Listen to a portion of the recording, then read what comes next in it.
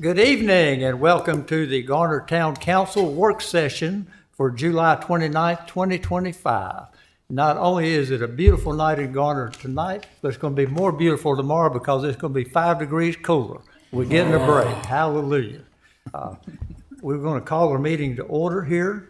Glad to see everybody here. We're going to have a roll call from our Deputy Town Clerk, Ms. Murray. Mayor Dutton. Here. Mayor Pro Tem Vance. Here. Councilmember Behringer. Here. Councilmember Dellinger. Here. Councilmember Singleton. Here. Councilmember Matthews. Here.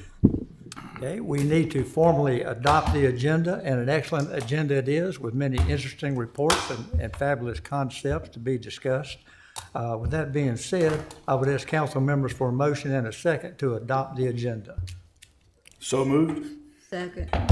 Moved by Mr. Matthews, second by Councilmember Behringer. All in favor of adopting the agenda, please signify by saying aye. Aye. Any opposed by nay? Hearing none, passes unanimously. That's a good start. And we also start out with a great presentation this evening. We're going to have Assistant Chief Jason Hathcott to present the annual report.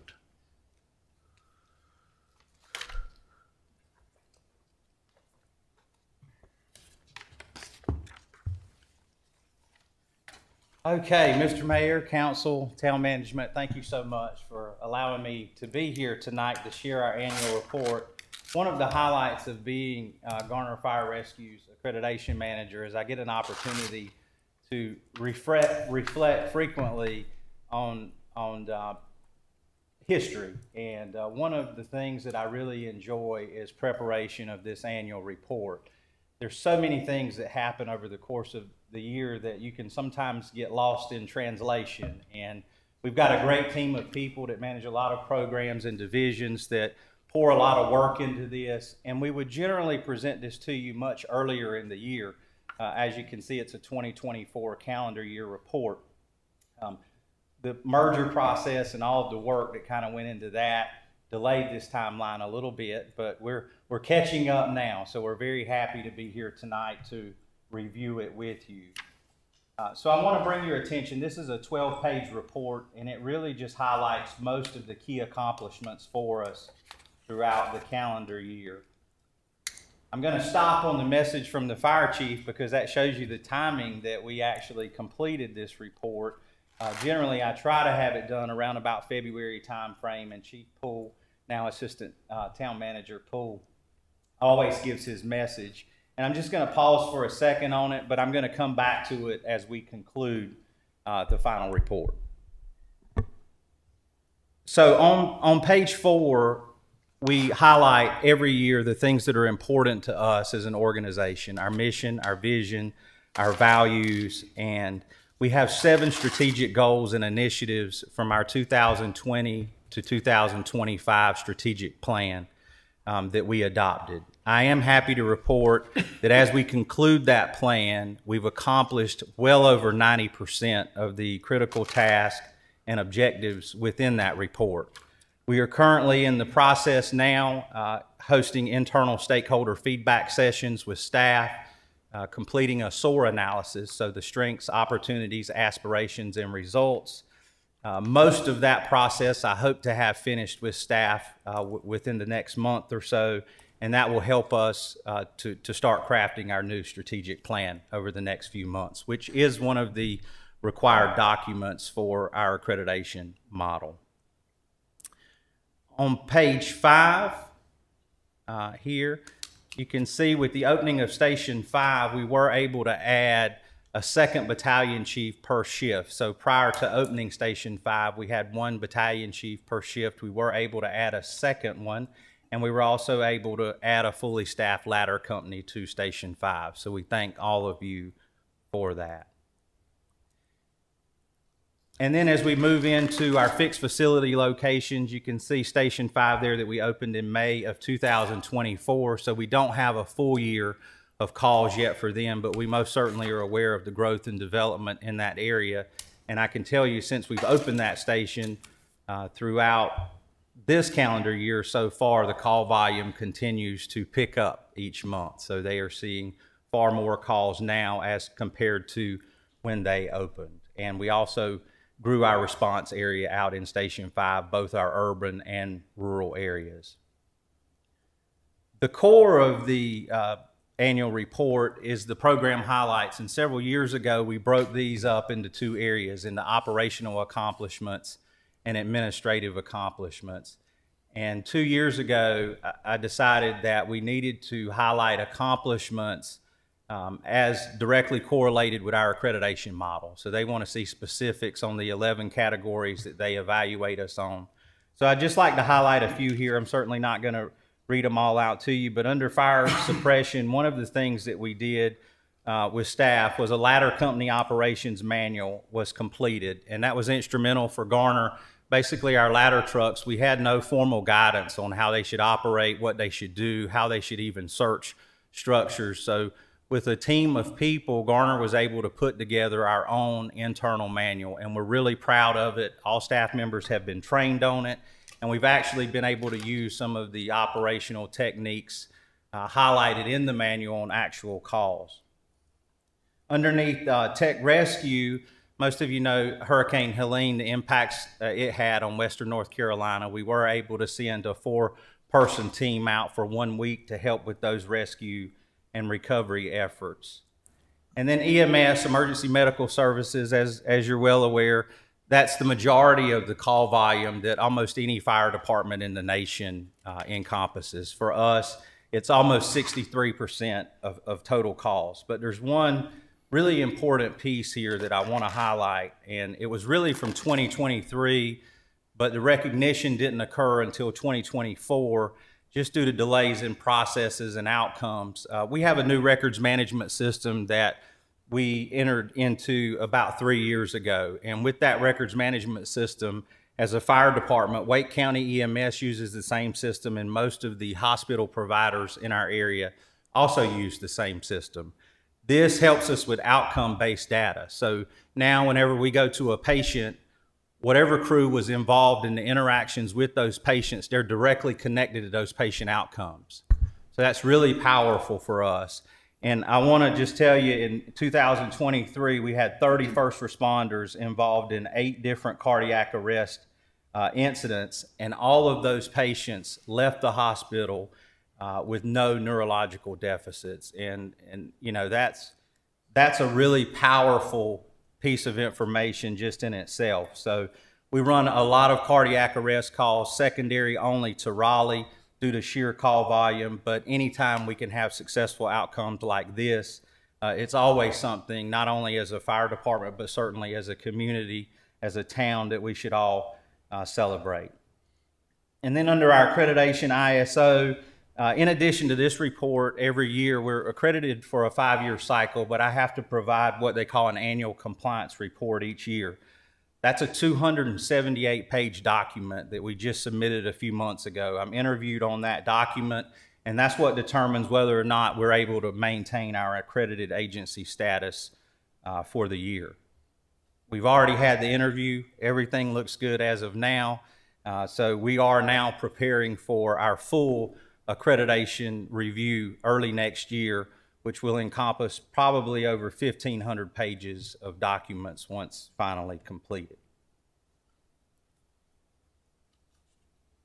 As we move into page 8, community risk reduction, our engagement within the community, all of you know that's really, really important to us, and engagement. One thing we have difficulty in is really capturing the number of people that we impact for our annual Fireman's Day Festival. So anytime we put any numbers in, that's always something, unfortunately, that we have to leave out because we never have a high level of confidence on what that number really looks like. So please understand when we say 150 community events and 14,000 people, those are those events that we can truly measure our impact based on the number of adults and children in attendance. We had another program that was a pilot program that our community risk reduction captain, Don Johnson, created. He thought of it one day. It essentially was just an idea. He called YMCA, and I'm really proud of what we called Camp First Responder in 2024.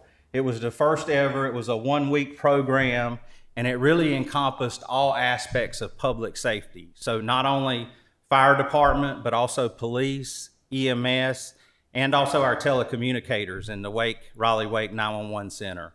And that culminated with a final day of actual scenarios where each entity was kind of able to play a part. We're really proud of that program. It graduated 13 middle school students, and we also hosted that program just recently this year, where we were able to get, I think, 3 returning students, if I'm not mistaken, that came back. They had so much fun last year. So I really have to give a lot of credit to Captain Don Johnson and the YMCA, and of course all of our partners that helped us with that.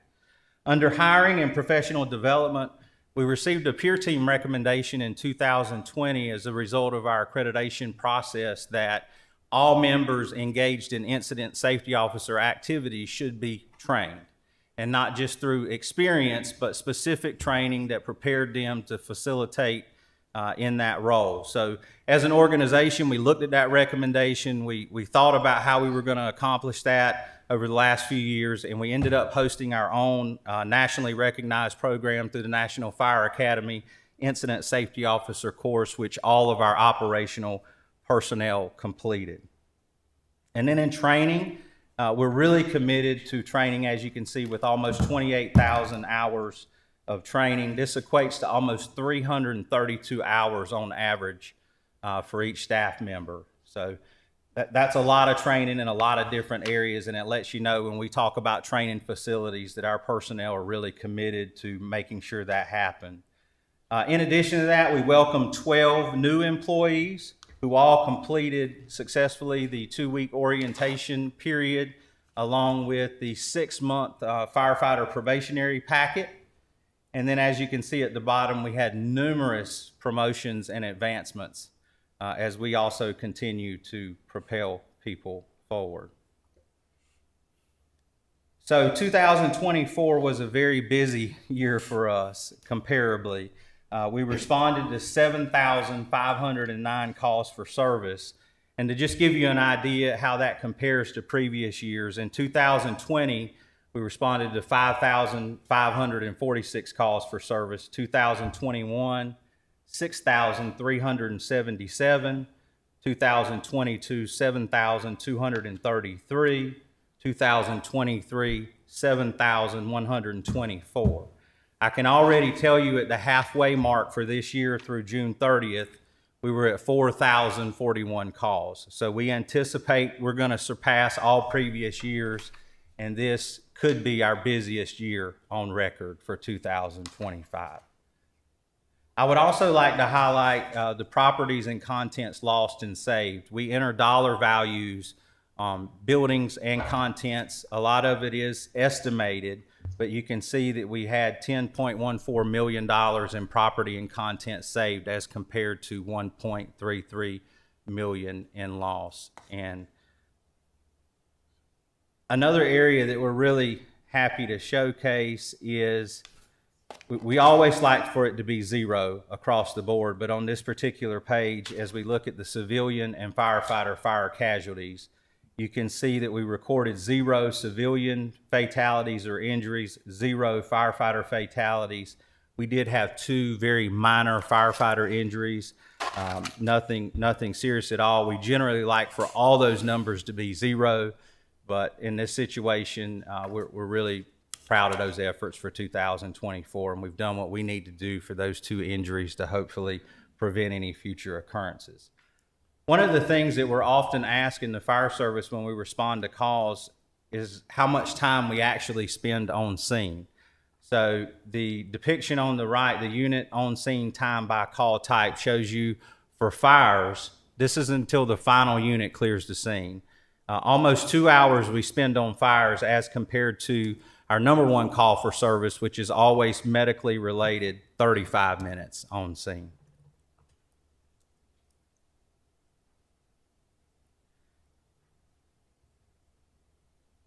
As we scroll down to page 11, we're showing call locations and what we call hotspot demand. And I always highlight those in 3 focus areas. And you can see area A, which is along the Highway 70, Highway 401 corridor. That was where our highest concentration of calls occurred. 2 businesses in general there, the In-Town Suites and Walmart. And then area B is along 7th Avenue and Bandora Springs Road corridor. Most of those occurred at the Laurels at Forest Glen, the assisted living facility. And then area C, Benson and Aversboro Road area, you can see Pennington Grove Apartments and Assisted Living Facility Foundation Senior Living.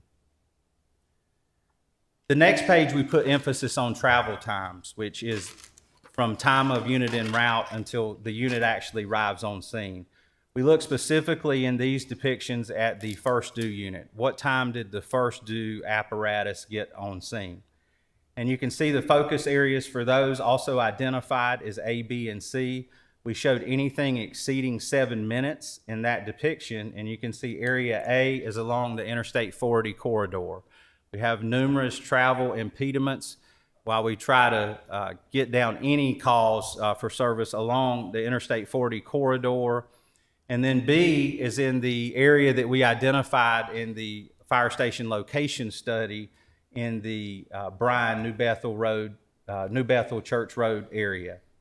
So we had numerous delays in that area. And a lot of it is just the travel time from existing fixed facilities, getting from point A to point B in a timely manner. And then C was the area along Highway 70 and Highway 401 where we just had prolonged times due to the routes of travel, the traffic patterns, and stoplights. So that's really it for the annual report.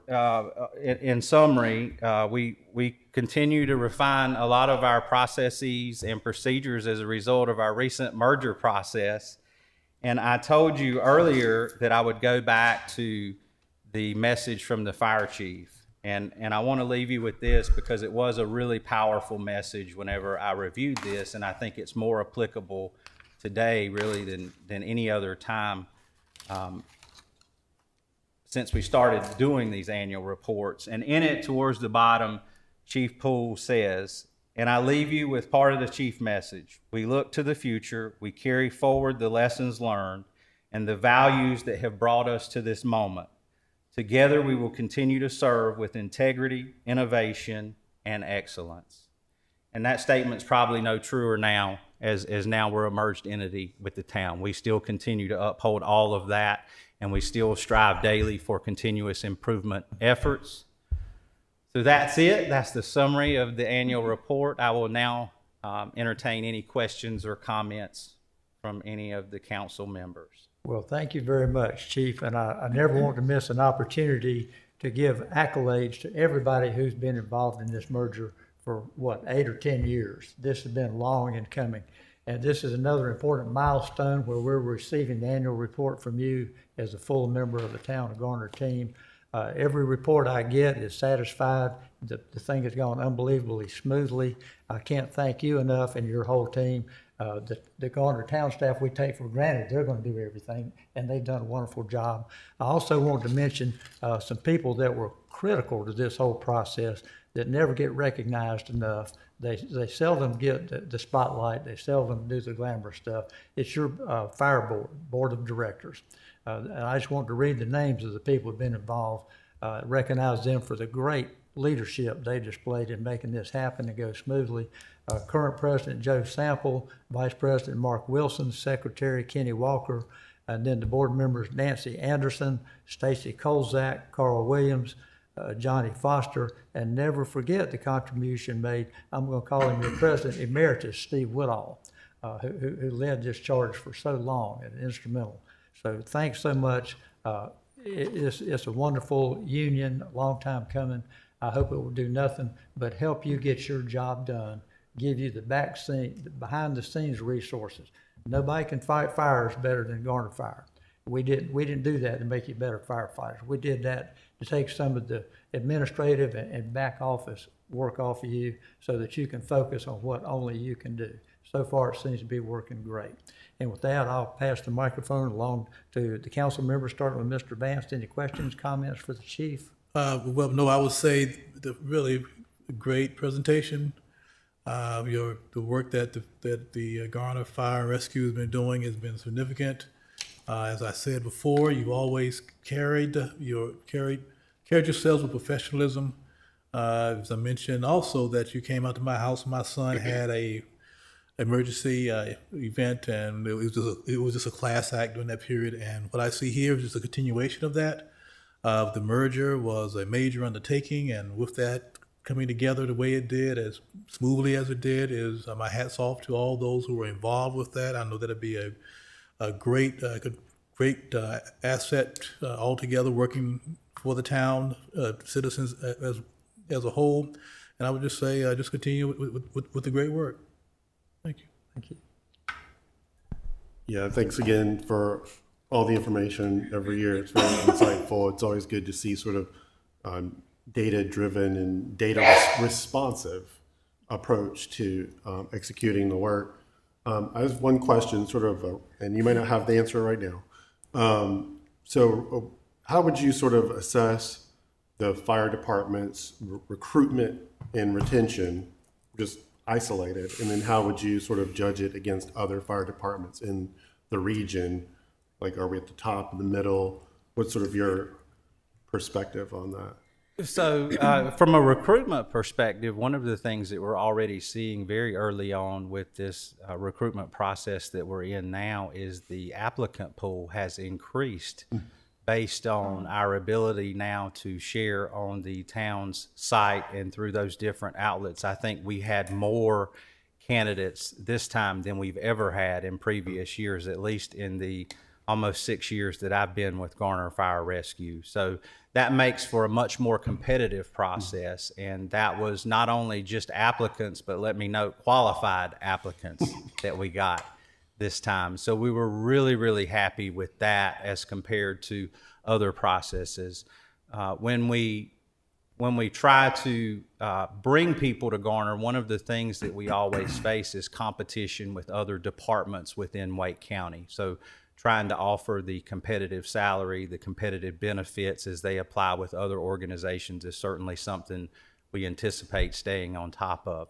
As far as retention goes, I actually had this conversation with a crew as part of the SOAR analysis at a fire station, and it really boiled down to, from their perspective, I said, do you think we have a retention problem? And I will gladly say to most of the crews that I've interacted with, none of them said yes to that. If we lose anyone from Garner, it normally hits us a little harder if it's to another fire or public safety organization. But generally what we find is when people do leave, it may not be the career field that they expected. So they change their career trajectory entirely. So as compared to any national statistics, I would say I don't necessarily believe that we have a retention issue. We most certainly are aware that we could improve our recruitment efforts. And as I said, it appears that we're already doing that as a result of our merger. And our Chief of Professional Development is here with us, Chief Jason Deitch, in the audience, and all of that information that I received for that, I received from him. So we are actively underway in that process right now to recruit those new firefighters. It's great to hear. Thank you. I'd like to say, having been the council liaison to the fire department for all these years, I got to see a lot of behind-the-scenes hard work done over and over again, and sometimes repeating the same thing because it didn't come out the way we thought it would the first time, so we went back and worked on it some more. And I'm reminded that as I've been out in the community and other cities and towns, I would be told, you have the best fire department in Wake County. Do you know that? One time Tramp Dunn stopped me. He said, I hope you know what you've got. And something like that coming from Tramp, that's about as good as it can get. So we have a fantastic reputation, and it's growing. So thanks for your hard work. Thank you. Mr. Singleton. Yes, Chief Hathcott, you said that the last 5 years calls have increased about a little over 2,000. So you're increasing 400 to 500 every year, basically, and you're up to 4,000 through June, you said. Yes, sir. Already, That's so correct. that's right on schedule. If you get 500, so that's it's consistent, but that's a good consistent or bad. But I mean, the number of calls, the increase is, that's just tremendous. So thank you for this report. It's very detailed, a lot of really good information. Appreciate you presenting it. Thank you. Chief, this is one report I always enjoy getting every year because the numbers always traditionally have elevated in a good way, and some things a bad way, but it means that our department is very busy, and seen it come a long way through the years. I remember back when I was a volunteer and I was building my house, and we stayed right across the street from Station 1, and all night long that siren would go off, so I got where I could sleep through it. But I said, I need to get on the fire department, and that was back in Sonny Bridges' day. If y'all had to go through training with him, you knew what I went through. But we're very proud of what you guys have done and accomplished, and I don't think it's just going to keep growing. I think this merger has been a great thing, and I think the town has learned more about what the fire department does and vice versa, and I think we'll see that bond get even greater and tighter. And one thing I'd seen, do we even have any volunteers anymore at this time? I think it's pretty much a done deal, isn't it? No, sir. Yeah, so as of June 30th, we ended all volunteers. Okay. A lot of those firefighters, all of them were honored in some way at a ceremony we had. Most of them transitioned into what we call honorary firefighter roles. So they will be remembered forever throughout the walls of Garner Fire Rescue. For all of those people that interacted with them and any of those people that never knew who they were, we wanted to make sure that the history and what they provided to us and the community was remembered in a positive way. And the young firefighters, I see them either about town or somewhere and get a chance to talk to them. The quality of your recruits is excellent. They're very professional and very courteous, and I've seen them in action a lot of times. And so you've got a great team. So, and we don't want to lose any. So if we need to look at things down the road, y'all let us know. We don't want to lose nobody because it'll cost that much more to hire somebody to replace them. So I'd rather Raleigh lose them to us. That's all, Mr. Mayor. Thank you. And again, one more time, I can't thank enough to you and your team who have helped with this merger and this change. Town Manager Miller and her team who have done a super job of smoothing this out along the way. And the one individual whose picture shows on the message from the fire chief, this guy had his foot in both worlds through this for so long and was instrumental to helping us bridge that gap, make that transition. So thank you all very much for what you do. We'll let you take a break now, no more tough questions. Thank you. Thanks again, guys. Thank you, all of you. Okay. And that being said, we'll move along to item E on our agenda, which is, it sounds kind of technical and it's hard to figure out what it is. It's comprehensive plan implementation, particularly the residential and mixed-use development. This has to do with text amendments and keeping our books in order and and all the details in order. I'm going to call on our presenter, our planning director, Mr. Jeff Triesenberg.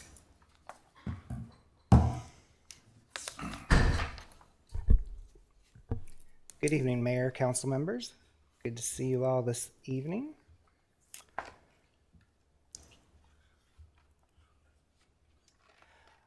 In prepping for this, there's a lot of information. So I have attempted to try to summarize this with a PowerPoint that hopefully helps digest it a little bit. It's been a work in progress, but the one that I am presenting here tonight is posted to the website, and you have printed copies in front of you. And I will just kind of run through this, and then certainly am happy to take any questions that you have on any specific proposal wording choice, etc., that is in the actual draft at this point. And I will just briefly mention that this is kind of bringing three separate things together. So we first talked about this case package, it's getting close to almost a year ago, I'd say maybe 8 or 9 months, where we were focusing on trying to implement some of the recommendations related to residential development. Then we had the interruption, so to speak, of Senate Bill 32, which is now session law, I've forgotten the reference. 2024-57. That has kind of settled. Unfortunately, it doesn't really seem to be going anywhere right now in terms of repealing that or undoing the effects. So within this package, I've also brought in some pieces of a previous ordinance that we adopted, just the parts that don't need to change at all. So I'll point those out. Those are verbatim from how you adopted those pieces before. And then thirdly, we've talked about kind of the realigning the R8 residential zoning district. And so we've incorporated some of that into here as well. So still keeping the focus on residential development either on its own or in conjunction with other mixes of commercial and non-residential uses. So for tonight, I've kind of organized this PowerPoint into kind of 7 purpose statements. They generally align with the amendment considerations that are on page 2 and 3 of the staff report. I am highlighting the page numbers of the staff report because they're a little bit bigger, just so they're not confused with the page numbers of the packet. Each purpose will then be followed by kind of a synopsis of the amendments associated with that. And again, the handouts are provided to you as we move forward with this package potentially for further discussion or to a public hearing. So purpose number 1, to incorporate non-voidable sections of Town of Gardner Ordinance 2024-5286, which again, staff believes would be considered null and void due to Session Law 2024-57. This amendment package that resulted in Ordinance 5286 was our first attempt at implementing sections of the comprehensive plan. And so again, we're looking at readopting, no textual changes, those sections of that Ordinance 5286, just so we can get those back on the books officially and be able to continue to enforce them. So there are 5 of those that you will see in the actual draft. There's the applicability matrix in section 2.72 of the nonconformities chapter, some revisions to the commercial highway overlay in 5.14.2. There were some changes related to private ownership and maintenance of open space areas in 8.2.4. The introduction of the shared parking standards, which we've had a couple of projects come through that were really banking on that shared parking revision. So that's in 9.3.8. And then there were some design requirements in section 10.6.7. So again, no changes from what you adopted previously for those pieces, but did want to highlight those just so you know that they're there. And within the full-blown staff report, you'll see a little note in italics at the end of each section kind of referencing that fact. So purpose number 2 would be to update our land use types and the definitions to be more consistent with the building code. So this kind of wraps into the comprehensive plan's residential recommendations, but it does have some very significant ties to changes in the residential building code and how we are not allowed to architecturally control those things that fall under the residential building code within the UDO. So it used to be that the residential building code only applied to 1 and 2 unit buildings. Now it applies to 1 to 4 unit buildings. And so within the UDO, we've always kind of had this concept, and even within the comprehensive plan a little bit, about things that are smaller in scale and things that are larger in scale. So on the residential side, we kind of have adopted the term house scaled. That, again, does speak to up to 4 townhouse units, which is probably honestly a little bit bigger than a house, but just think of a large house. That is kind of the focus, though, is to try to keep things more in scale to a single family dwelling. Then also updating our terms of townhomes and the duplex, triplex, quadplex. So clearly differentiating that townhomes are constructed horizontally next to each other, and each one is also platted separately, so it has its own land that is associated with it underneath. Plexes can be constructed either horizontally or vertically, so they can be on top of each other or side by side, but they are on a common lot. Multifamily is always a common lot. Large townhouses would be those that are still horizontal and platted separately, but more than 4 together, so bigger than that house scale. And those max out at 8 units being able to be strung together side by side. So most of those amendments had to do with adjusting the use table in Article 6.1, as well as some of the definitions. So you see there the article and sections to which that is applied, and then also replacing the old terminology with the new. And there's a number of sections that are highlighted there. Again, most of that is related to tying duplexes, triplexes, and quadplexes all together. And then also differentiating in some cases on the townhomes a little bit more. This is probably the most complicated piece of the amendment package in making sure that we run through all the scenarios and we make sure that everything is applying how it should. So prior to public hearing, we are committed as staff, which I'm happy to report. We are now at 10 out of 11 positions filled. A little bit more on that later tonight.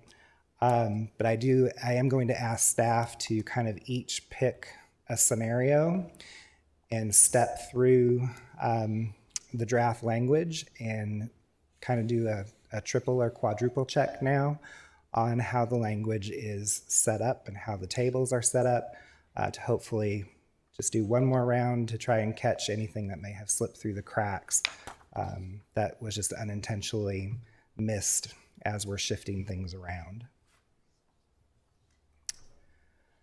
Purpose number 3 is to really amend the use table to ensure the appropriate mix of residential and non-residential uses being permitted in each zoning district. And so I called out the R8 residential district separately. So here we are looking to set the R8 district up to allow for a full range of residential, including all the way up to a newly introduced live-work unit, along with appropriate non-residential uses that are very small in scale and appropriate in a neighborhood setting. And potentially, we also talked about whether or not some things might include special use permit status just based on if we felt that it was sensitive or not. And so we do have a revised proposed purpose statement for the R8 district in section 5.5.2. And we have recommended that we introduce a shall be within a quarter mile, walking distance of other specified zoning districts that allow for commercial uses.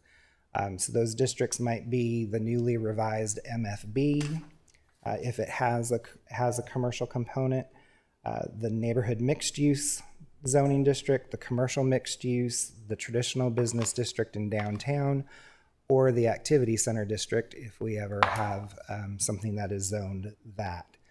So again, kind of speaking to that idea that we batted around of making sure that if we are adopting an R8 district, that it is closer to an activity node where there's some other kind of land use activity going on that people could potentially walk to.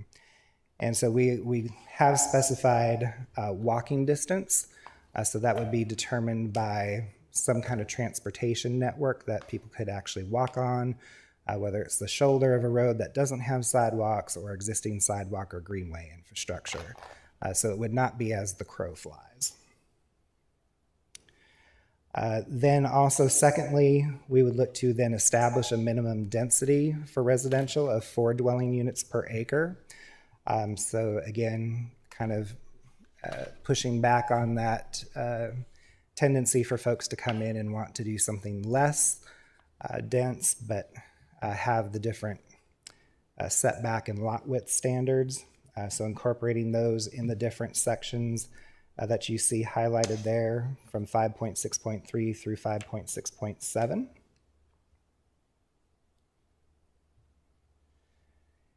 And then also in the use table in Article 6.1, again, and the focus being there when you look at the uses that are proposed to be added into the R8 district, we are focusing on keeping the permitted residential uses house scaled, so nothing too large on the residential side. And then on the non-residential side, allowing live-work units and allowing upper story residential so that there could be multiple units, potentially 2 or 3 above a single non-residential use. And those certain non-residential uses, again, we have identified them at this point as being a special use permit process if they're not in a live-work unit, but they are very similar to the things that we are proposing to allow in a live-work unit. And that is other office, daycare centers, personal and professional services up to 5,000 square feet, and artisan shops, which is a new proposed use.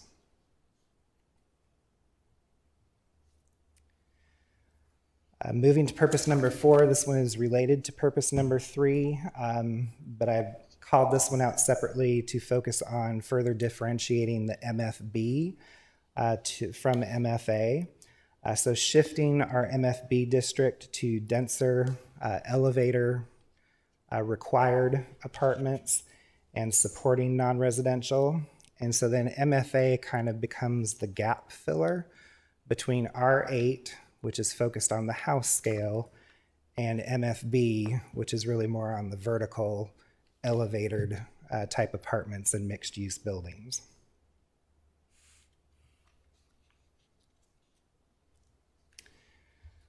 So we have proposed kind of just modifying a little bit both the purpose statements for the MFB and MFA districts as well as their definitions.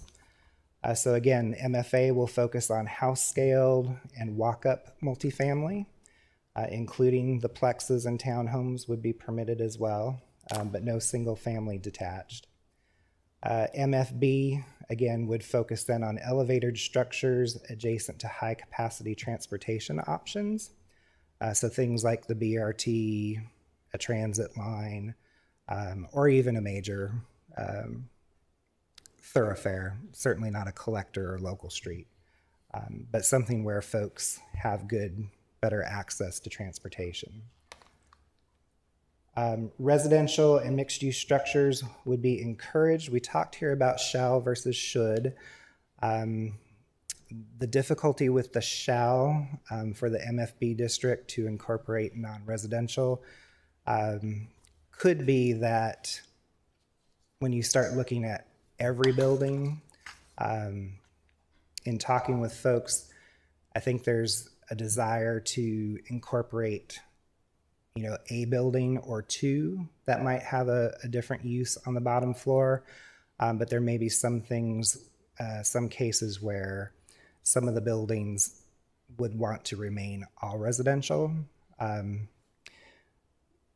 So the MFB would kind of pick up that component, whereas your NMX would actually the other districts would start to require that, the buildings would, any building that had residential would have to be upper story.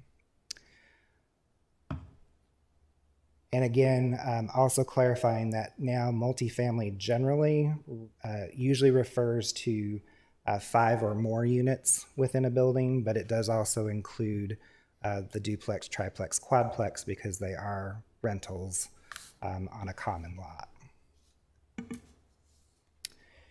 In terms of aligning the uses in the use table, we would propose that you remove the house-scaled residential from MFB. Again, we're trying to shift that more to a very urban style apartment type district, and let the house-scaled residential continue to live in MFA and the R districts. And then allowing supporting non-residential uses in that MFB district if the non-residential is on the ground floor of a vertically mixed-use building as part of the development. And so those things, again, something that would require more space than what you would expect for a home occupation in a small setting.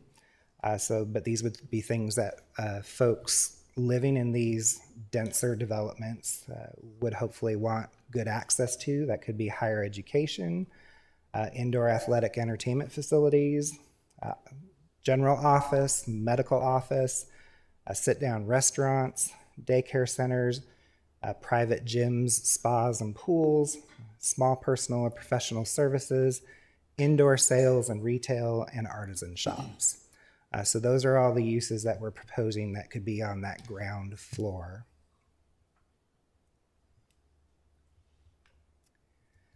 Purpose 5 would be to add some appropriate new uses such as live-work units.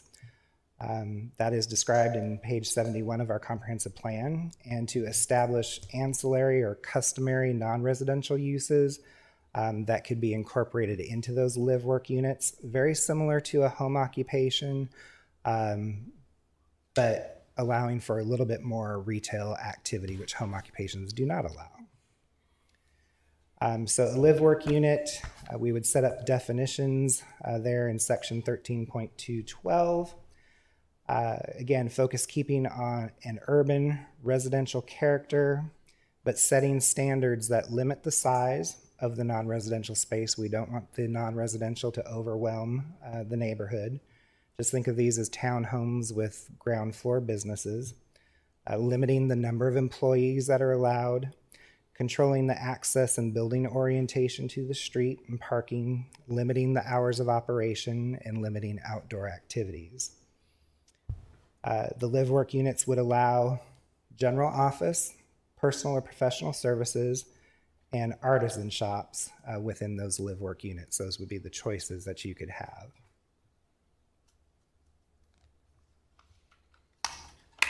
Artisan shops would also be new and receive its own definition. As we noted on the last slide, they can be included as part of live-work units. And if they are, they would be subject to the standards for those live-work units. But they also could be independent in the R8 and MFA districts. But again, we want to be sensitive, maybe not quite as sensitive as live-work units, but still we want to focus on limiting the size, limiting the hours of operation, and limiting outdoor operations if they exist independently in the R8 and MFA districts. Purpose number 6 would be to incentivize preferred neighborhood design through provision of density bonuses where appropriate. And here, when you look at some of the tables where the maximum density per district is identified, the comprehensive plan wants to promote townhome uses and other residential that is not accessed from the front of the street, but from an alley or some other kind of private drive. So the amendment package proposes putting in that 25% bonus. So you see there, the RA goes from 1 to 1.25 dwelling units per acre, R2 from 2 to 2.5, and R4 from 4 to 5, et cetera, et cetera.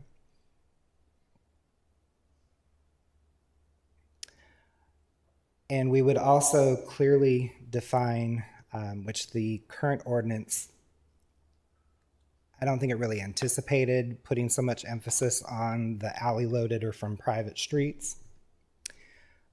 So we would, rather than draw the differentiation between garages and driveways that are on the front to all the other options, we actually want to include front and side together, so that when you have a house on the corner, whether it's accessed from either street, you're treating those both as a front yard, basically. So we're truly putting the emphasis then on incentivizing those that have access that is not from a public street. And currently the UDO really doesn't do that. We have corner side yards, but they're not completely defined the same as a front yard. This would move us more in that direction so that both sides are treated similarly.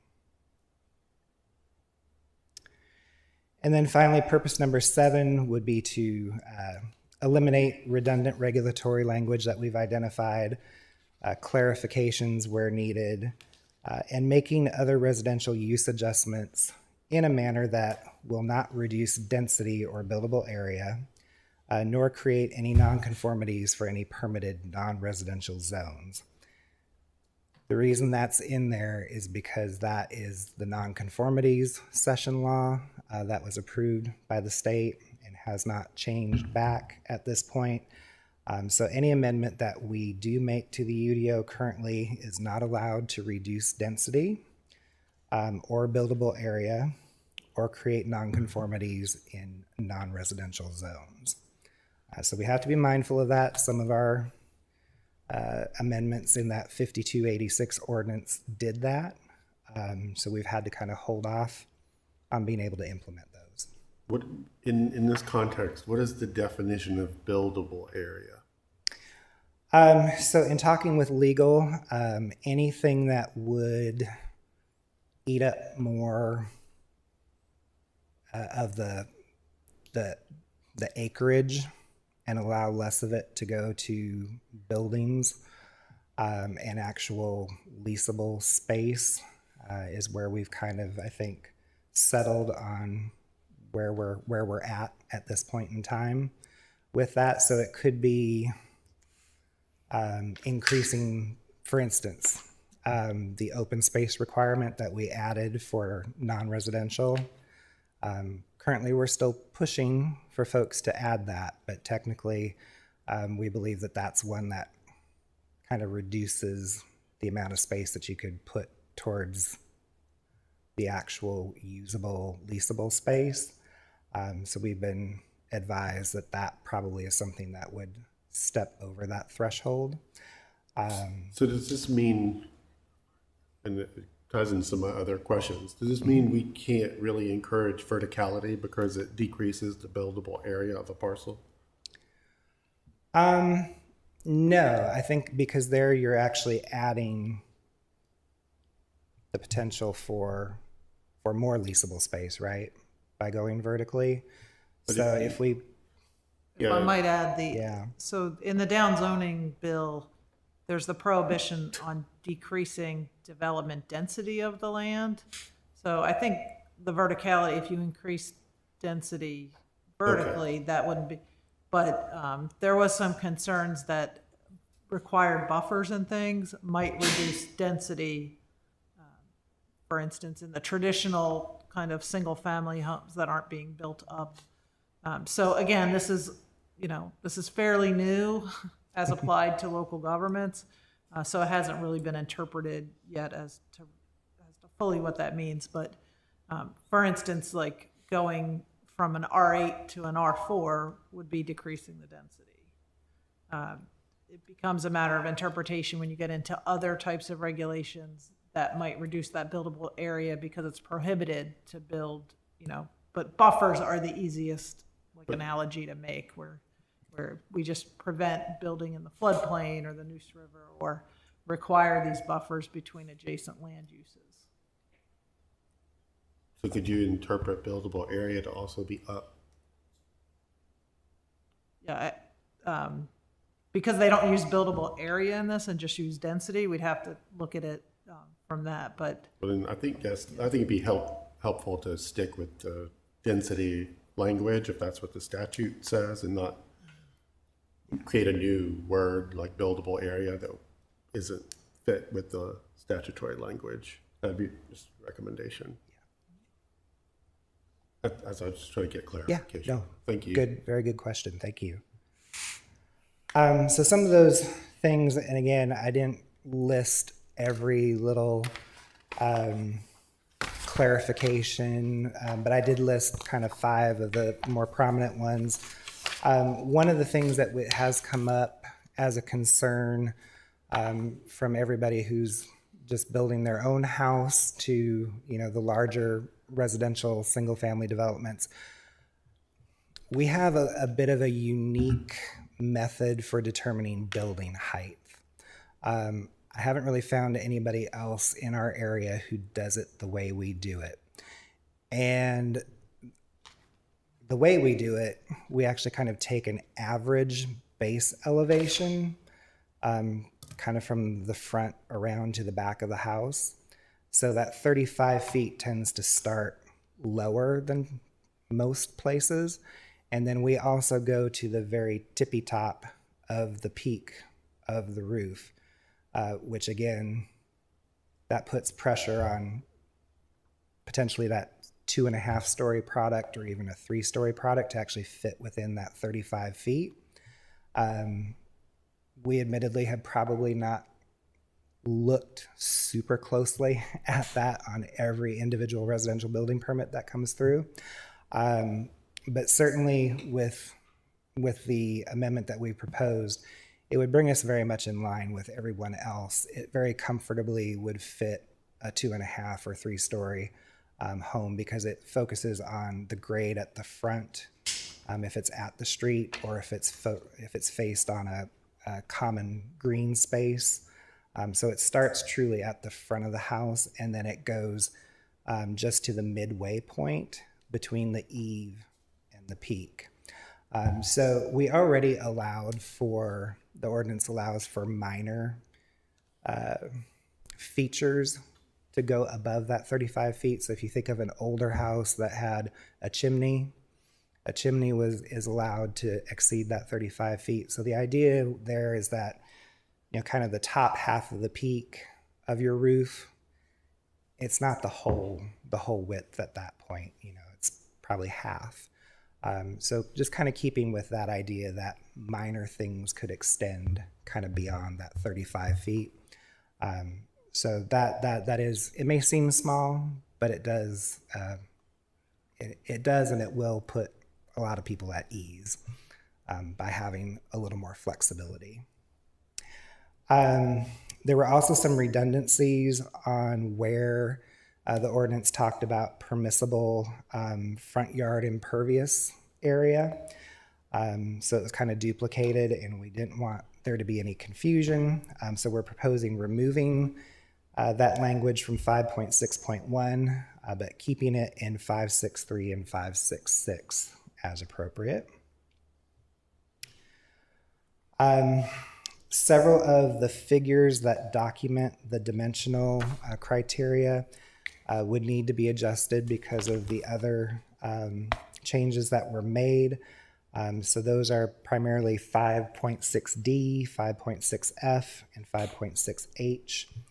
In 5.6D, we actually had some uses there that were permitted in RA, R2, and NMX, but we didn't have any standards for them. So this would actually get those standards in place. And then 5.6F and 5.6H, you'll see some separation there between MFA and NMX. That's as a result of kind of letting MFB be the denser product and less like neighborhood. MFA would then be less like neighborhood mixed use. They used to be much more similar, so now we're kind of separating them in those tables and acknowledging some differences. And then in some cases, we're removing districts from those tables because we're being more careful about where we're allowing single-family detached, where we're allowing townhomes or not allowing townhomes. So some of those columns and districts actually need to go away. Another item that's come up frequently is our limited access highway overlay, which is along I-40 and NC 540. This was an inadvertent, I think, recommendation. The idea is that when NCDOT is building these highways, they will put in sound barriers, sound walls for existing residential development that's close by. If residential comes after the road is built, DOT is not putting up a sound wall. In fact, I just got a memo from DOT about the new section of 540 between 40 up to 64 in Knightdale. And they've actually done sound studies that look at the volume of the sound that's going to come from the highway, and based on the topography, how far that sound will carry. And they have certain sound thresholds at which they say that noise will be detrimental to residential living or detrimental to outdoor commercial recreation kind of uses. And so there's two different thresholds. And roughly that, again, depending on elevation, it will be closer or further. But on average, it's right around 300 feet. And so we have had some folks that are looking to do different mixed kind of developments that are wanting to come and talk to us, but it involves property that falls within this limited access highway overlay. And so by bringing it down, that restricting subdivisions any closer than 300 feet would be more in keeping as opposed to, I think, the 1,000 feet that it is currently. And then finally, correcting the treatment of continuing care facilities as an example of household living instead of an exception. Again, that was just the notations in the UDO were just put in the wrong place. It was, again, put under the exceptions list as opposed to examples.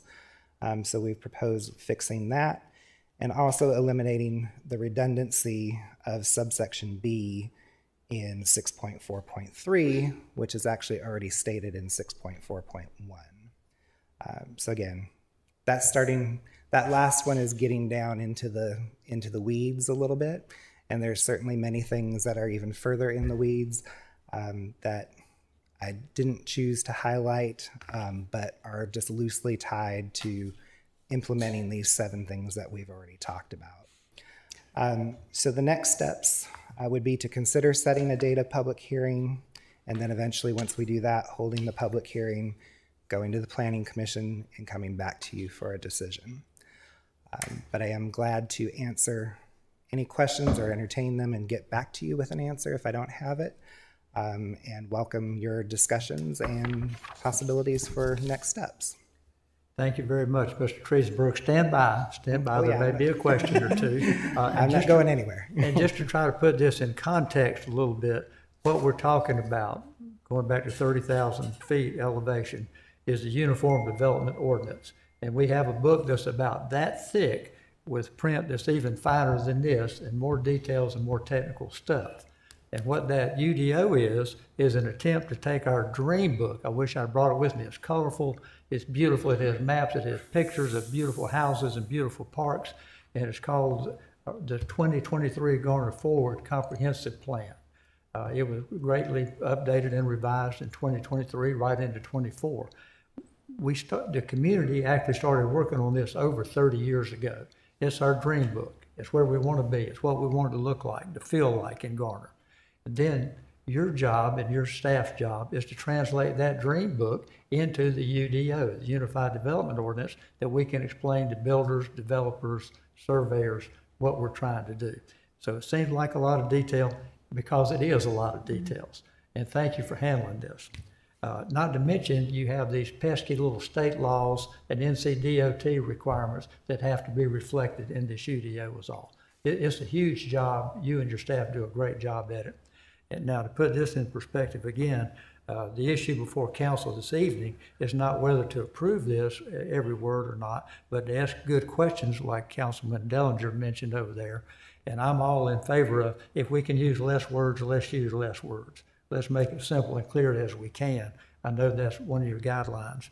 But the question before council tonight is not to adopt this or not adopt this in every detail, but should we start the process of continuing to look at this in detail individually, get with you and your staff on individual, and to actually set a public hearing and start the rest of the review process. So it is a process.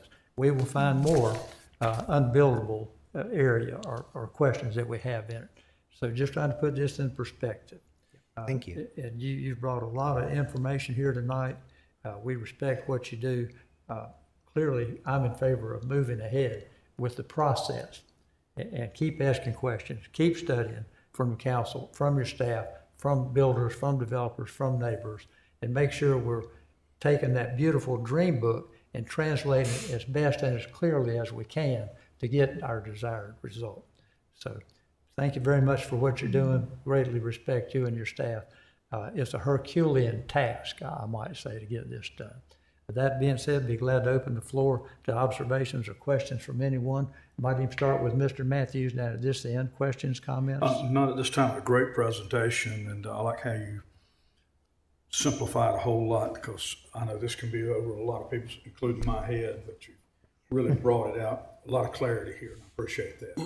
Thank I'm you. with the mayor. I think we need to, quick as we can move this thing forward, making sure we got attention to the detail, and it's what we want, the better, because it's just going to get busier around here. Mr. Singleton, questions, comments? Just a lot of information to absorb. I do appreciate us looking at R8 and addressing that. I think that was a continuing issue where by the language that's currently there, you can not do what the intent was to begin with. You can massage it in such a way that it doesn't actually turn out like it was intended. So I do appreciate that being addressed, and also the other numerous items you have. It's Such detail in here for us to read, and simple is easier, true, but you have to replace the simpler, the language with something that's clear and people can understand. So thank you for the time and presentation. It's admittedly probably not huge in scope at one level, but it's a lot of things that have to go into making what seems to be kind of one or two. They seem like straightforward changes, but yeah. Thank you. Ms. Behringer? It's hard to imagine how many hours went into this and how much work you did. I'm in favor of moving forward with it, but I also need to digest more as we go, so I'm good. Mr. Absolutely. Dellinger? I have 4 questions Okay. and a comment. Yep. My first question and observation is on the R8, which I can see you did some work on that with regards to the proximity to commercial or intended commercial. I think it should be a little more concrete. But as I'm sort of comparing some of the changes that have been recommended, I'm looking at 6.1 in the UDO use table, Yep. and then 5.6, that some of the edits in there. Right. It almost looks like we almost need to get rid of R8, because you have your CMX and your neighborhood commercial, neighborhood mixed use that can accommodate those higher, your townhome forms, but also your commercial forms. The heartburn I still have on the R8 are the setbacks.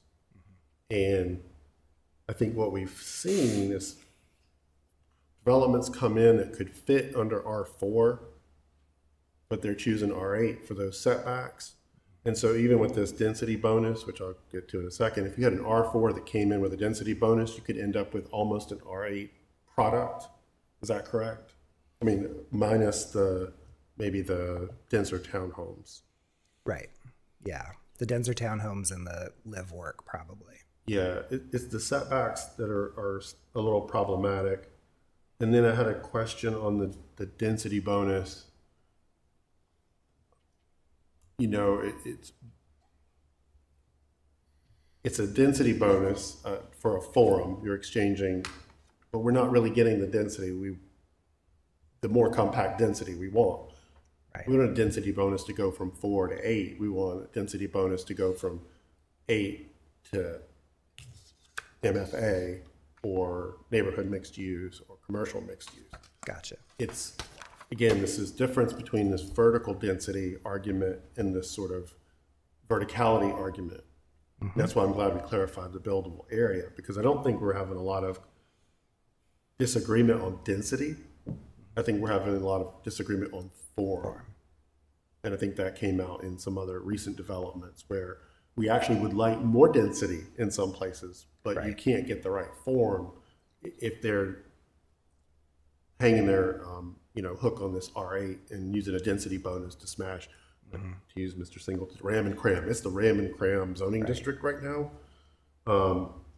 So I still have some questions about what our density bonus is trying to incentivize. Okay. Yep. And it'd be nice if it was incentivizing elevate higher, The vertical. or elevating. So the statutory language is about downzoning. Let's push the Right. upzone to higher tax valued product, not this middle area that isn't really helping the tax base very much or resulting in good product on the ground. think we That's can my tweak feedback that. on the R8 Yeah. is what are we, and it depends on local infrastructure and roads and the proximity and all that. Right. But the commercials where we need to beef up a lot, sort of related to most of this is, have y'all, I know as the mayor said, the impact is really to go from the comprehensive plan to the UDO. Have you looked at what the impacts are on the comprehensive plan, on the land use map and intensity map? Have you sort of looked at what some of the implications might be, or are there any? I don't know that there's a whole lot. I feel like the maps and the comprehensive plan kind of, envisioned going this way. Like I say, I think, your point well taken about incentivizing the vertical as opposed to the horizontal density is a good one. And I think tweaks like that kind of help reinforce those comp plan maps. So it's really in how we choose to word everything and make sure that we're incentivizing the right things to reinforce those maps so that they have a better chance of fulfilling their aspirations. Yeah, I think we've heard that recently, that we can achieve some of our other goals on open space and buffers and stuff if we go vertical and we don't hurt the density. Right. And I think that's kind of the moral of the story on that. Yeah. And you talked about one more thing, and then I'll pass the torch on to You're Mr. good. Vance and come back to my comment. You mentioned the staff was going to look at different scenarios. Are you looking at two things? Are they imaginary scenarios? Are they real scenarios that have played out in town with things we've approved? And are they potentially scenarios of other product around Wake County and sort of judging, we want more of this, less of that? What's sort of the process concept for that exercise? So I think a little bit of both, and particularly focusing on, or where I've kind of envisioned it as far as where the most moving parts are, is really on that where townhomes, the upper end of townhomes and the upper end of those quadplexes that are kind of what we in planning called missing middle, but we're not calling missing middle. Kind of focusing on that, and then some of the newer products that we're seeing, like the 2/2 condos, and various other types of the mixed with the upper story, and making sure that those are stepping through as we are hoping to, and that they will step through. Thank you. Mr. Treasenberg, I would just say that the PowerPoint was very well developed and provided the simplicity to understand a very complex process. And as has been said by several of the council members, I would say that I'm for continuing with the process and allow things to continue to unfold as we go forward. That's all I have. Thank you, thank you. I think clearly we're all interested in this. We all want to move ahead. There's plenty of questions to be asked and plenty of opportunities one-on-one and in the public hearings to come, particularly like Mr. Dellinger's approach here of, are we getting the desired result? We have the dream book. What are the words that make us get this? One of my constituents the other day, he said jokingly, the only thing I hate worse than density is sprawl. The only thing I hate worse than sprawl is density. I mean, it's like people who say, I gotta have better roads, but I hate the disruption it creates on my road. You know, it kind of goes hand in hand. We have to have a vision of where we're going. And it is complex, and we will keep our nose to the grindstone. Thank you, Mr. Dellinger, for, you know, your persistence in these details, because this is where the rubber hits the road, no question. Have another question or comment? Yeah, just one more question / comment. And if there's been any, as we're doing this sort of rewrite, any thought given to sort of stormwater and flood retention as part of an amendment possibility? And I say that just in the context of all the, even local municipalities that have had flooding issues, and not to say that would solve it, but, and then deaths in Texas and other places where they're seeing increased rain and increased stormwater management challenges. Has there been any consideration to, particularly in the watershed, especially for upping some of those requirements? And I know we've done it piecemeal at times, but there may be some value in a more comprehensive approach to that.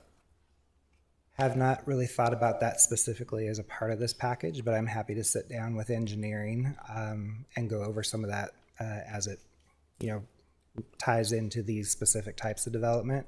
I will say that within the transportation component that we're looking to update in the coming year of the comp plan, we did specifically call out within that for us to kind of study and determine what our vision is for green stormwater infrastructure, which has kind of been this idea that's been out there, and we haven't had a lot of real good direction as to where we should head with that. So we have called that out for this upcoming fall and spring to talk about as a steering committee and boards and commissions with the consultants about that. So that's another angle. But we can certainly sit and discuss here as well. Thank you. Yes, indeed. Yeah, stormwater control is the new part of the infrastructure we never thought about. We thought about roads, water, sewer, but now the fourth element that we have to meet every requirement is stormwater management, whatever that shape that takes. So a lot of moving parts, and there's more every day. Did I mention those pesky state laws and DOT requirements? There's more detail all the time. That being said, we don't really need a motion. We just need kind of a sense from council that we want to continue this process and move ahead with the idea that we would need to set up the first public hearing in August or September. And I think it's pretty clear we want to pursue this and encourage your work and your staff's work. Are we getting some nods here? We want to keep moving ahead. We want to keep having input on this as we go. I see heads nodding. So I think you've accomplished your mission tonight.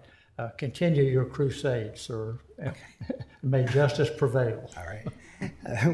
Staff will be happy to consult with the clerk's office and management as to what the best date would be based on the schedule as we know it. Thank you very much. We will be in touch. Yes, we will. Thank you. Thank you. Thank you very much. Next on the agenda is item 2 concerning Meadowbrook Park interim use discussion. And while Matt Beard is going to be our presenter, I'd like to get a special introduction and a little background from our town manager, Ms. Miller. Thank you, Mayor. Good evening, Mayor and members of council.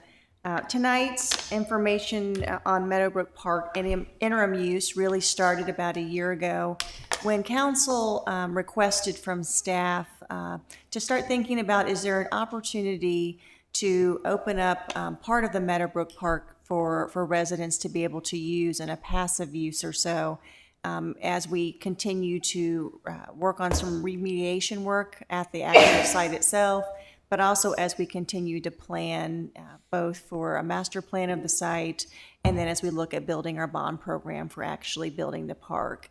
And so what you have before you this evening are some ideas and concepts that our Parks, Recreation, and Cultural Resources staff has been working on in terms of, are there ways to open up the park for uses for residents now or within the next couple years as we're working towards more of that master planning of the site. And so Matt Beard, who is with our Parks and Rec Department, he's our Parks and Greenways Planning Manager, will share some of the work that he's been doing concerning ideas and opportunities. In addition to the work that our staff has done, as I made council aware, we did receive a proposal from an outside a vendor potentially looking at using the park or leasing or purchasing the park from the town. And staff will be meeting with that group later on this month to get a better understanding of their proposal. At this time, we don't have enough information to share that or give recommendations to council. But we did want to be responsive in terms of thinking about what an interim use for Meadowbrook Park would look like and wanted to share that with council this evening to get your feedback and direction on sort of next steps. So with that lengthy explanation and opening, I'm going to turn it over to our Parks and Greenways Planning Manager, Matt Beard. Matt? Thank you, Jody. I get called Mark more than Matt when I go out, actually. It's kind of funny. I don't know what the association is, but everybody makes it. Yes, as Jody eloquently put it, we are here to look at the interim use of the Meadowbrook Country Club site. What I would like to kind of caveat is that this is a very preliminary discussion. We do not have exact measurements or dollar signs attached to any of these items. We're simply looking to reach a level of concurrence with the council on the types of programming that you would like to see out there in the immediate future.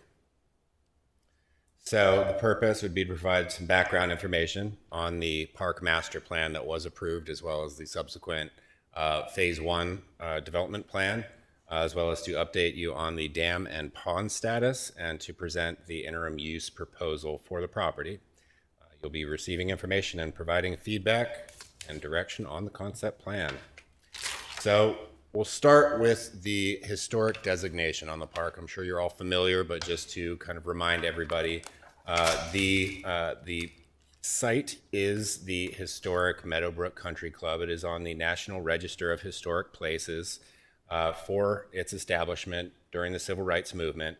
It has contributing structures, including the clubhouse, the golf course itself, tennis courts, the pond, and the putt-putt, as well as some other structures that do not really exist anymore as they did, which would be like the tennis courts. Because it's on the National Register, any improvements to the property or any changes really have to go through the State Historic Preservation Office or SHPO. And one kind of example that we have recently gone through with that were the dam repairs. We had to get a determination from SHPO as to the adverse impact to the contributing historic structure, the pond, as well as provide to them the mitigation requirements for the federal permits, as well as the funding for behind those mitigation efforts. So to kind of go over a quick update on the dam, since I was talking about it. So when the town purchased the property in 2016, we didn't really have a good idea of how structurally stable the dam holding up the pond was. So as part of engineering studies in 2022, we did determine, or the consultants determined, that there were some structural deficiencies in the dam, and it would have to be removed and reconstructed. The town did go through the whole process of hiring an engineer to breach the dam and draw it down. It is still currently in a period of drying. And so we were initially hoping that it would be done basically in the early spring, but when we went out to visit the site, it was still very wet because of the kind of the freeze-thaw cycle that we had this winter was perhaps more than usual. We had a little bit more snow than we usually do. So we are actually hoping that it will be dried up sufficiently in September of this year. So we are months away from being able to activate work out there, essentially as permitted.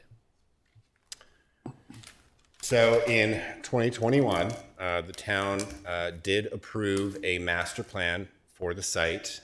The overall site master plan included a number of improvements such as tennis courts, a splash pad, playground, event lawn, and amphitheater, a community center, an extensive walking trails and biking trails, picnic shelters, disc golf, as well as the refurbishment of historic structures and parking and other necessary infrastructure to support the rest of those amenities. At the time, in 2021, the estimated cost was around $20 million. This was one of the kind of marquee projects attached to the Parks and Recreation bond that was approved by the voters. If we extrapolate that $20 million to $25, I would probably put it closer to 23 to 25 million just on inflation and how we've seen costs go up.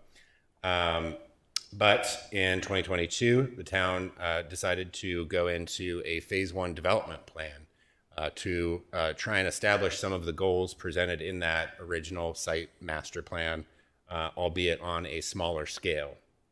That included the access off of Hebron Church Road. So this was with the addition of a 6-acre parcel not included with the original Meadowbrook Country Club property that fronted along Hebron Church Road, as well as tennis courts, an 18-hole disc golf course, a small shelter, and the affiliated parking. And at that time in 2022, the phase 1 would have cost somewhere in the range of $7 million. So looking at that, now we are not looking to go out and spend what is probably $8 to $9 million for phase 1 development. We want to get people on the site and engage our community on a public property that has been out there in our possession for years. So in considering the interim use of the property, there are a number of points of consideration that we had before bringing this before you tonight. First on the list, for a reason, is historic preservation. This includes the level of concurrence with SHPO that I mentioned earlier. That's just required if you're going to maintain the designation within the National Historic Register.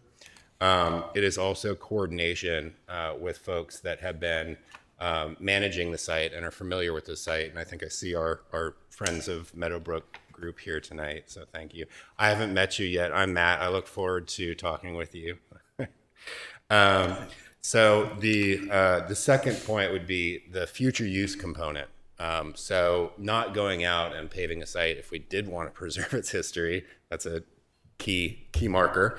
But also the ability to develop it further in the future if we change our either our funding for the project or how we see our needs changing as a community.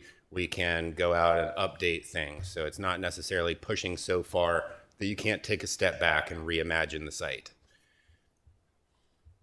The third point would be low impact, and that's really kind of following those first 2 points meaningfully. So by being low impact, we are preserving our future use of the site. We are being good stewards of the cultural significance of the park and of the country club. for the Garner community and beyond. And we are stepping a little bit more lightly upon the land so that we're not doing environmental damage that can't be undone. It's also very costly because of the geotechnical reports that we had done and the amount of rock that would be under there. Low impact is about all we could do at this point. The infrastructure needs component, so that's kind of speaking to really just trying to future cast what we would need out on the site should it develop further. So it's looking and talking with the DOT staff about locating a permanent driveway location on Hebron Church so that we could maintain full access in and out of the park from Hebron Church. At this point, getting that permitted now before other development comes in closer and all of a sudden spacing becomes an issue. Let's get it locked in now. The other part of that is looking at what are our future utility needs on the site and how do we coordinate that with adjacent developments that are coming in. So the next point would be public support. So kind of looking back at the approval of the master plan and the approval of the parks bond. I think those are both indicators of a level of public support for the programming that was included with that site master plan, which included a couple of the things that included both of the things that I've included with our concept this evening. The next point would be public access. Touched on a little bit earlier, but we're looking at drawing access from Hebron Church Road. Currently, the site is accessed via a private drive. That is not something that we are comfortable moving forward with as the primary access. It could be retained as emergency access. And in speaking with our fire department and Don Johnson, he would be in favor of maintaining an emergency access point onto Country Club Drive if that's amenable to the other property owners along that street since it is private. However, the access component is something that really needs to be worked out because it's meant to be a public park and we want everybody to be able to get out there. So really kind of working carefully with DOT again on getting a driveway permitted and improved out from Hebron Church Road. My last point, low investment, high return. This is good market stuff here. So what is the biggest kind of bang for your buck? What's the low hanging fruit? Pick your idiom. So it's really selecting uses that don't require a large infrastructure investment up front, but they have the ability to activate the site to bring your public out to your public park and could even generate some level of economic impact or revenue to the park system through rentals or events. So a lot of that, just keep that in your mind as we kind of comb through the proposal. And again, this is highly conceptual. These are not hard lines. These can shift. It's kind of in a blob shape for a reason so that we don't get too attached to one specific line. But this is a concept that was prepared in GIS. So these are accurate area measurements if that matters. But really what we're looking at here, kind of start with the larger yellow blob in the middle where you see covering most of the original actual golf course area. That would be proposed for disc golf course. In talking with our local disc league, we actually have the president of Cattle in the room tonight. We are looking for something that could be developed to support championship level play, but remains accessible for beginners. So we can have people going out there every day playing 18 holes. And then on a weekend, we can bring in sponsors and host an event that generates hotel stays and restaurant visits. And, they've had success regionally hosting these large tournaments. as recently as I believe 2 years ago, they held a kind of a nationals championship level event in Cary and Holly Springs that generated somewhere in the range of $230,000 of economic impact. So that's kind of the goal, is that let's get an amenity in here that could also potentially bring in some economic impact. The area that you see around kind of the periphery in the orange, that is the trails. So these would be hike and bike friendly. By our estimates, we would get somewhere between maybe 5 and 7 miles of trail. With that distance, in order to remain attractive to some of the mountain bike groups, we would look to add some features. So that would be kind of like rolling jumps, drops, berms, so kind of sharper turns, things to really make it progressive for somebody that's maybe learning how to mountain bike, and they're coming off of a greenway and they just are experiencing mountain biking for the first time. They can either, they can choose to go on a feature or not. It's really just a way to learn and progress in your local park, but also to build things at a level that they are getting recognition within the region. And again, these areas are located around the periphery of the park. Those are the heaviest in topography. They have the most rock outcroppings, and that makes it the least desirable for any other type of development other than nature trails for mountain bikers and hikers. So the other item that I've added in here, after hearing from the Friends of Meadowbrook group, is if you can see the cursor on the screen. So the one of the things that we would like to kind of work into this plan is the preservation of the driving range area. And really it's kind of, what it would look like was kind of expanding this green area out a little bit. And again, these lines can all shift, but what we would really like to do is to continue with the preservation efforts out here. So beyond working on the driving range, the plan also does show the location of the clubhouse, the putt-putt, and the original tennis courts. And these are all things that we would like to work on rehabilitating and restoring in the future. But just to kind of show that this is not precluding any of those efforts. Regarding the access off of Hebron Church Road, again, this is highly schematic. This parking layout is kind of awkward, but it's designed to kind of mimic a emergency turnaround, like a hammerhead style turnaround.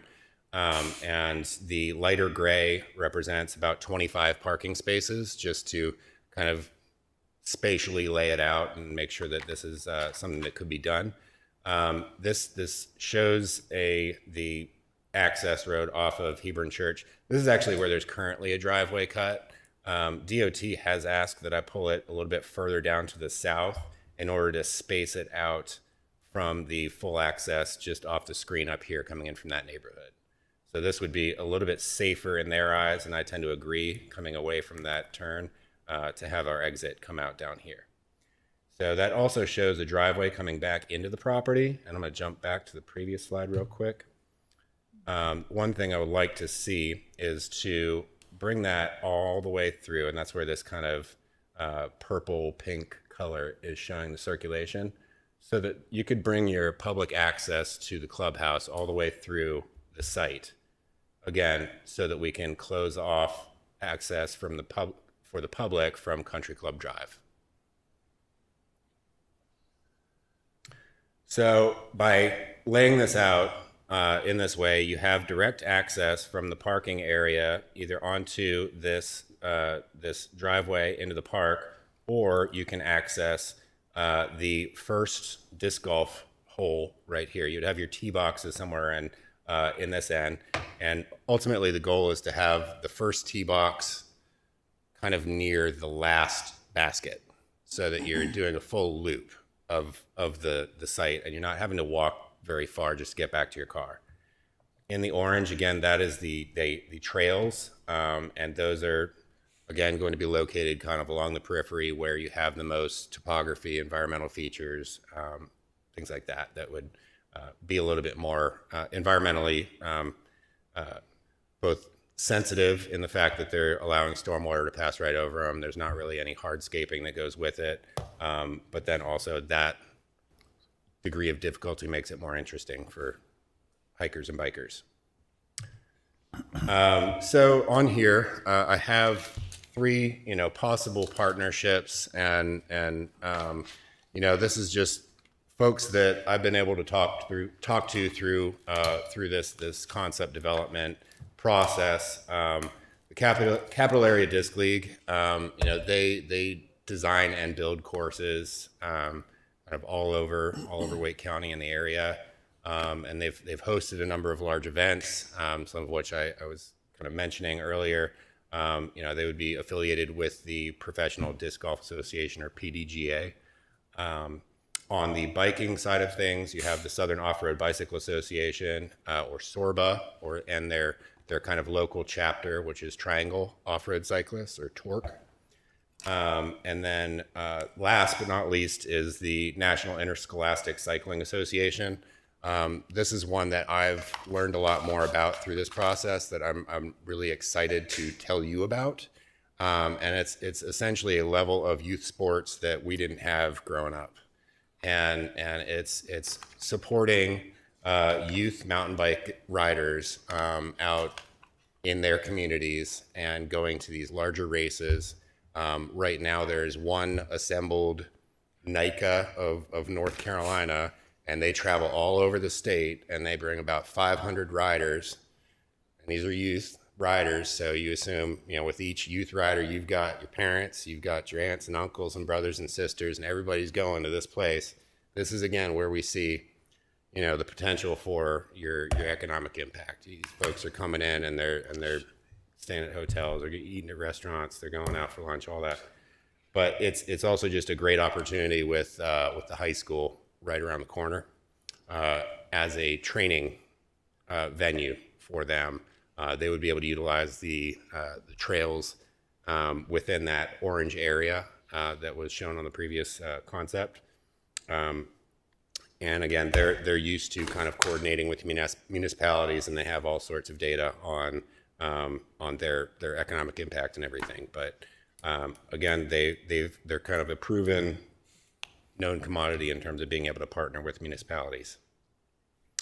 So I guess I could stop for questions before I get on to next steps. So really, are there any quick thoughts on whether we are heading the right direction and we want to kind of poke around and learn some more? Are there any uses that you don't see on here that you would really love to see out at Meadowbrook?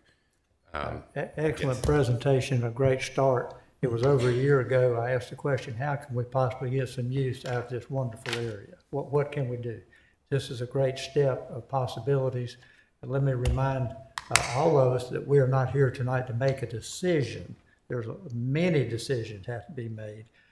Many questions have to be answered. This is a great first step. Thanks for the time you put into it.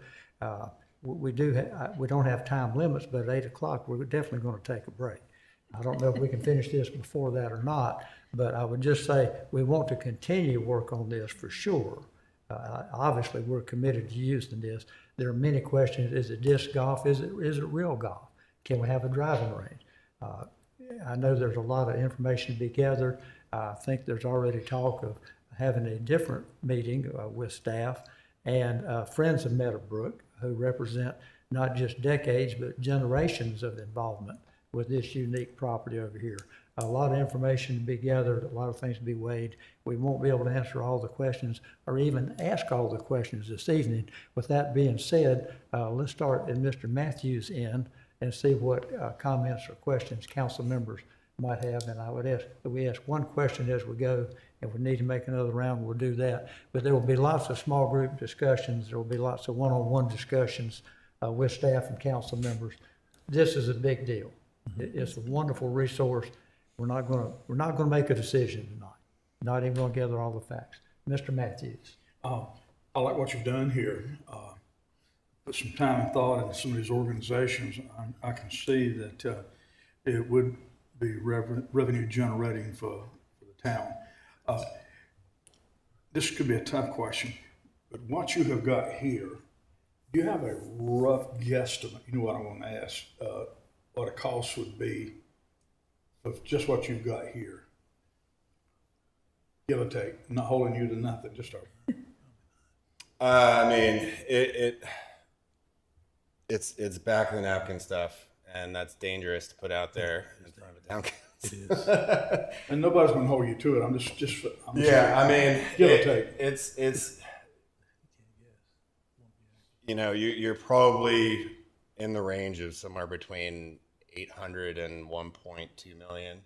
Just to do what you talked about. For parking lot, driveway coming in all the way back to the clubhouse, and then improving an 18-hole course and building out the mountain bike and hike trails to a level that is attractive to not just the people in Garner, but in the rest of Wake County and Johnston County. Okay, and the entrance on Hebron Church, you said y'all are already pursuing getting that permit, so we could have that out of the way. We're in conversations. We got comments back. They want traffic counts, and for traffic counts, I need land uses.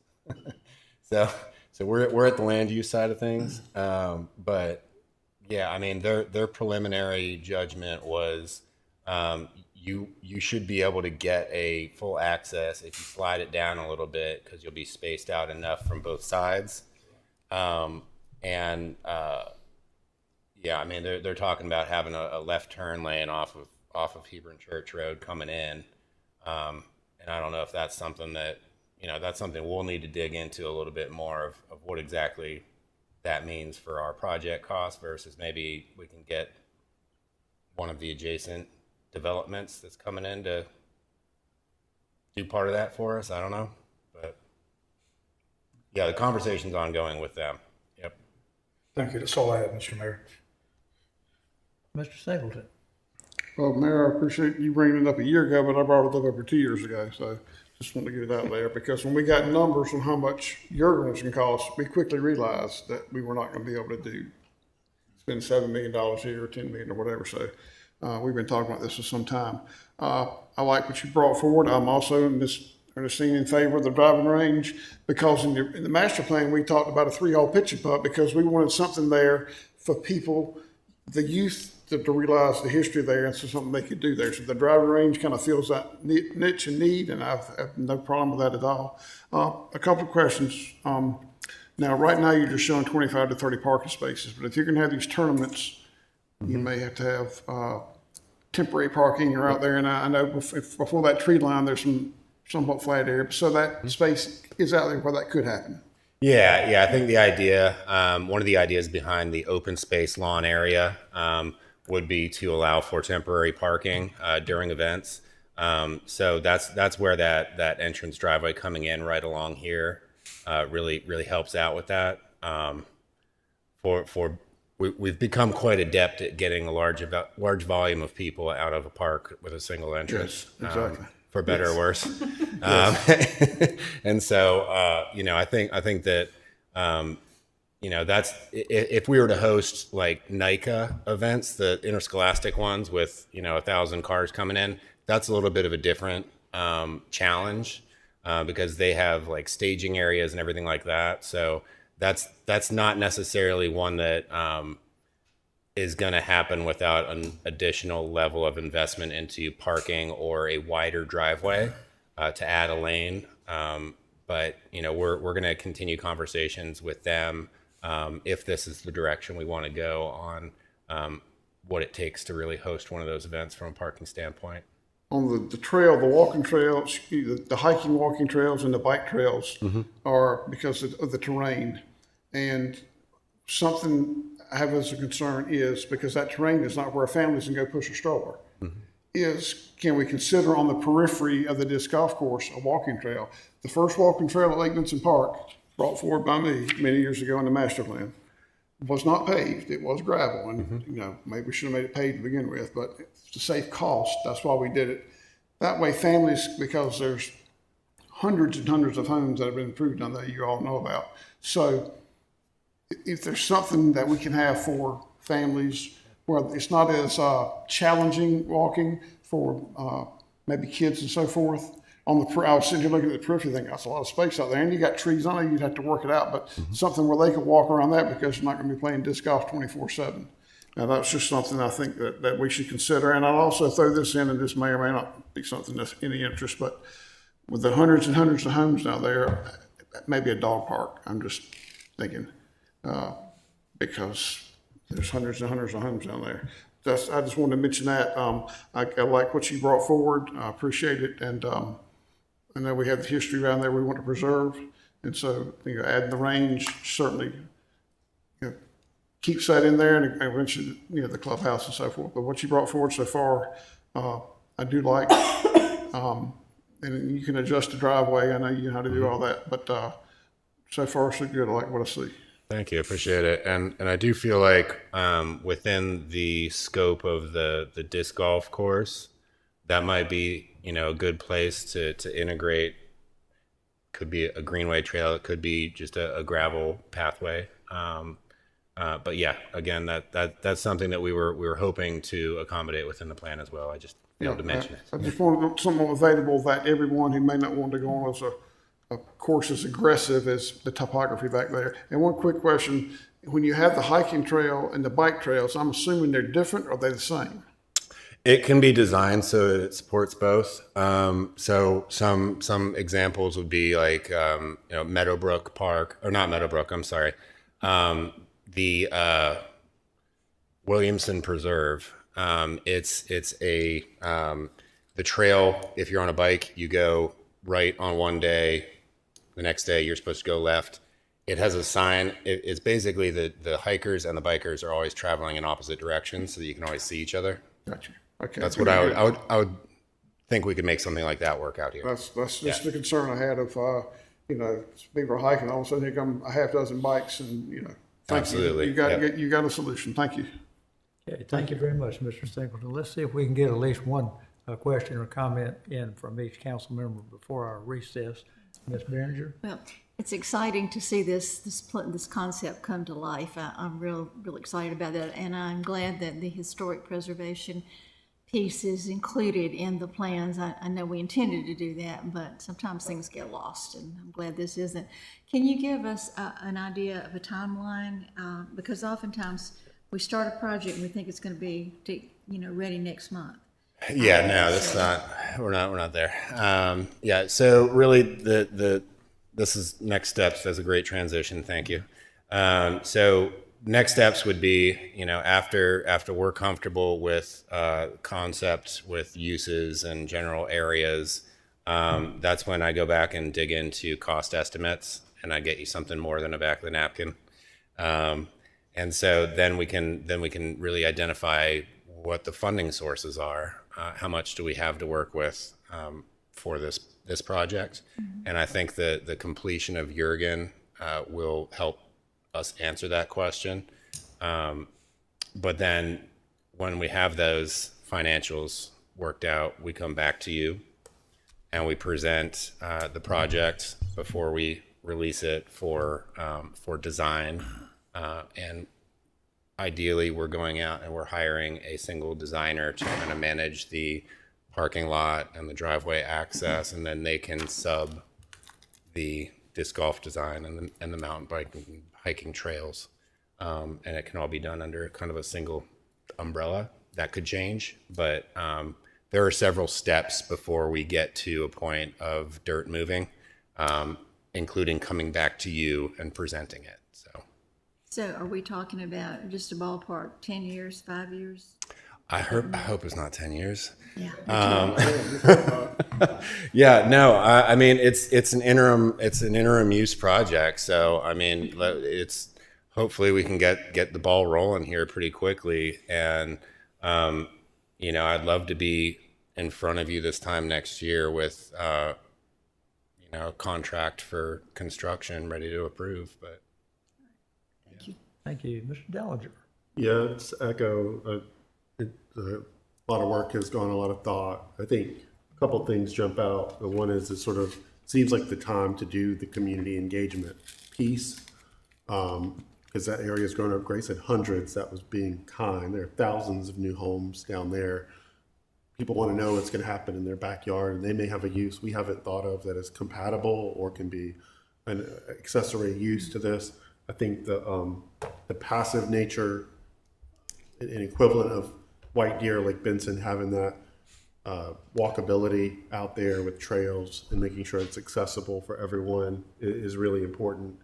I think also the timeline is really important. To Ms. Behringer's point, I think we should have a timeline within the next couple of months of what the process timeline looks like, because what's going to go out there, to be realistic, is going to be out there for probably 5 or 10 years.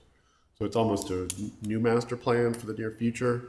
But that community engagement piece is really big. So I think, like, when I was on the Parks and Rec Advisory Committee, one of the things, it's like, let's get a group of people that are meeting regularly who have these vested interests in the success of it, come together and talk, push this thing forward, keep pressure on us to do the right thing, and to do what needs to be done out there. I'll pass to Mr. Vance. I have one comment on, I think we've got art money we need to spend. We should probably just go ahead in the very near future and say, hey, let's put $1 million into Meadowbrook. We've already put, and for the public's knowledge, we've put over $1 million into the dam work that's already out there. So it's not like the project's been completely neglected or forgotten. It's just taken this hidden cost of getting the future ready. But I think we have funds available that we actually need to spend. There's a clock on those, I believe, and anything to jumpstart this. And so it's not an entire year before you're up here with a plan, a revised plan, but even sooner than that would be better. And it take pressure off our other parks too, the sooner that comes online. So those are my comments for now. Excellent. Thank you, Mr. Vance. 1 minute. I would just say that one great concept. Thank you for including the ideas of the Friends of Meadowbrook so quickly into the plan itself, and we know that's the concept. It's subject to change, and there's a lot of moving parts going on here. And maintaining the history is an important aspect, and to include as Mr. Dillinger said, the public involvement is imperative and important so that we can remain conscious of the importance of maintaining that history. Also, with the explosive growth that's out there, we have heard numbers of explosive growth out there with no major park passive use or any use out there. I think this is a great opportunity to try to get ahead of the situation and have something going on simultaneously with the growth, so we can have some type of recreational facility in that location, even if it's a passive use. And I would say one last thing. I'm a big timeline person, so to even have a draft timeline to be better than no timeline, so that we can understand where we are. The sooner the better. And that's all I have, Mr. Mayor, for now. Shelters. Yes, thank you. Shelters. Picnic shelters, got to think about that. Yes, yeah, indeed, yes. Well, actually, that's a great first round of questions. I think this is a huge step in the right direction. Like I say, it's been there almost 10 years. Now we're thinking of ways that we can use it in the shorter run that may not preclude future uses. The one comment I would make is not just what does it cost, but you talk about possible partnerships. The Disc League, the Bicycle League, the Cycling Association, be looking into what contribution money I'm talking about. What would they be willing to do to help us, et cetera. So that being said, we are going to take a recess at this time. And I don't think we need to get back together on this topic after the recess, because we will have many small sessions. We'll have sessions outside of this council room with the neighbors, with the Friends of Meadowbrook, with the various potential users and partners. There'll be lots of moving parts. We want to keep it moving. I think clearly you've heard an enthusiasm for an incremental approach.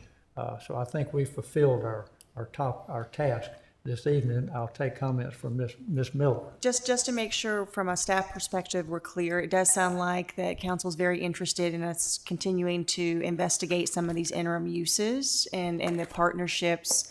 It also sounds like it's probably an opportunity to do some community engagement now that we've done some preliminary work and thinking on this, really reaching out to that surrounding community and neighborhoods and start engaging them in conversations. Also, in parallel to this work, as I mentioned, we have received a proposal for a partnership use on the property, and so we'll continue to explore that and bring that back to council with any recommendations. And Mr. Dellinger, just for clarification, the ARPA dollars, there's not a timeline associated with spending them. They initially was, but the guidelines changed, and so we now have much more flexibility, and there's no timeline associated with those. So I just wanted to make that clear that we've got as much flexibility as the council would like in terms of spending those dollars. Wow, we actually have a buck or two to spend. Unbelievable. But like to his point though, is that if we want to do this, you want to commit the dollars and you know where the money's coming from, even though you have flexibility with it. So it's like whatever the cost may be, and whether it's 800,000, 1.2, 1.6, whatever, it's hard to put a value on these amenities, especially parks, because the value is different to every person that uses it. Exactly. And whether it's young and old alike, you got value here for a very diverse group. So that's the impact. That's the important part is Absolutely. And let's the don't impact that forget, has. and let's don't forget what Mr. Baird included in his initial remarks were bang for the buck. Yeah, what can we do for the low hanging fruit? What can we do to start getting some use and build on that? Rome wasn't built in a day. Let's do this one step at a time. So thank you very much. Thanks for everybody who's been here tonight. We'll continue to get input from the public. We'll have some small group discussions. We'll get input from every council member, all the input they want to have, all the questions they'll have. We'll work through our town manager and our parks team. We're going to make progress on this. This is a huge step. With that, I'm going to declare a recess for 10 minutes. Please try to be back by 8:15. We will start again. Thank you.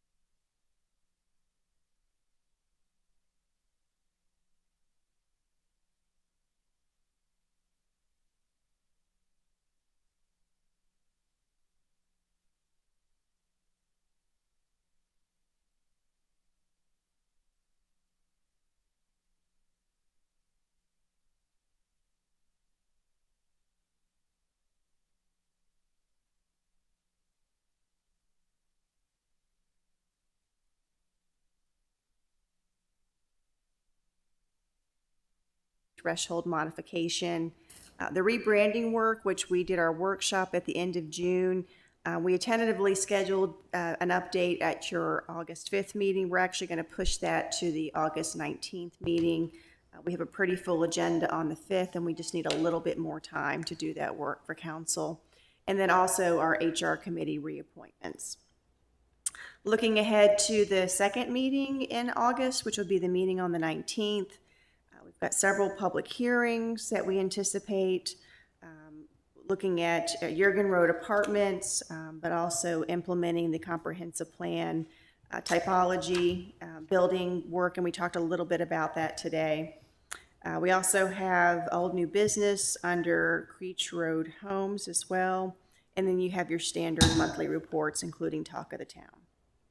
And then looking ahead to the work session on August 26th, we have a Wake Transit Plan update that'll be presented to council. The code revision project update from our legal team, legislative update as well. And tentatively, we are hoping that we're going to have the housing inventory report ready and available to share with council at the work session. So we hope to have that. If not by the work session, we hope to have it at the first meeting in September. So just wanted to make council aware of that we are still working on that with the target of end of August, beginning of September. And then we have our standard reports looking at pending agenda and the development activity map. So that's what's ahead of us in August. Happy to answer any questions that council may have regarding the pending agenda.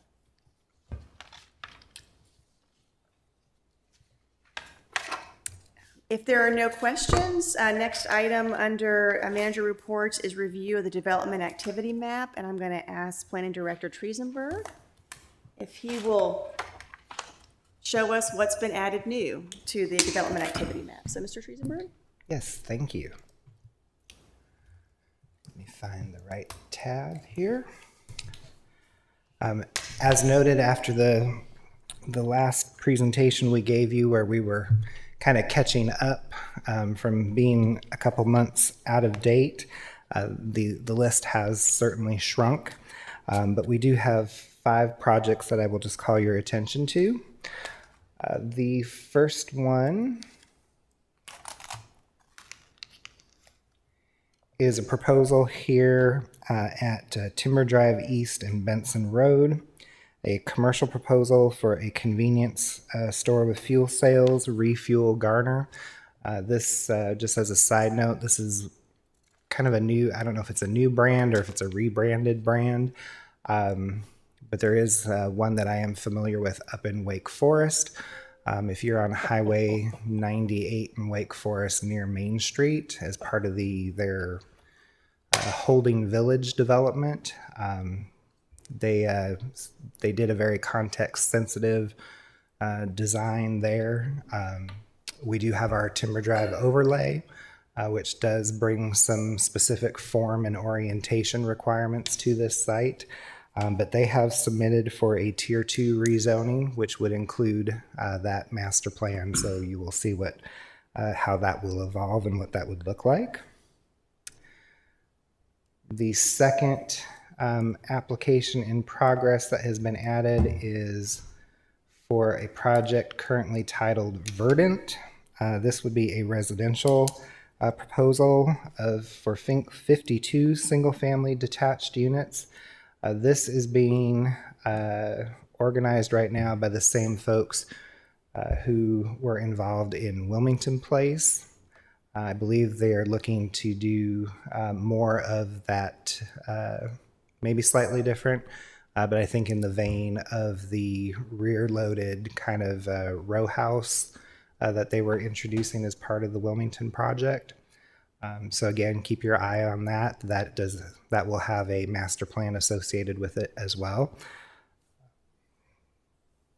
And then a little bit further along from just an application in progress to things that are actively in some form of review with staff, we have 1 rezoning and 2 site plans. The first one is a rezoning here at Mechanical and Jurgen. Between the property owners and the real estate agent, looking at some options potentially here. They do have some issues that they are trying to resolve. A rezoning is not necessarily the only way to resolve those issues.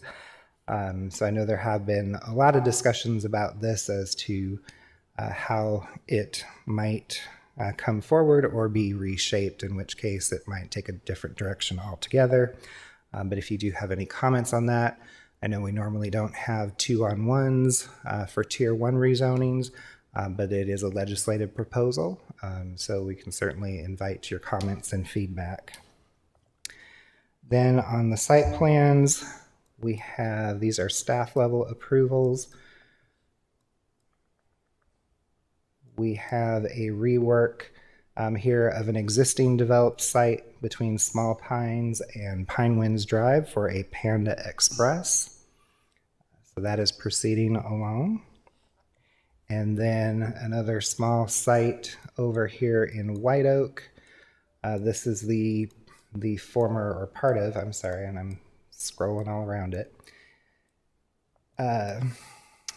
The former intended site of the Drury Hotel.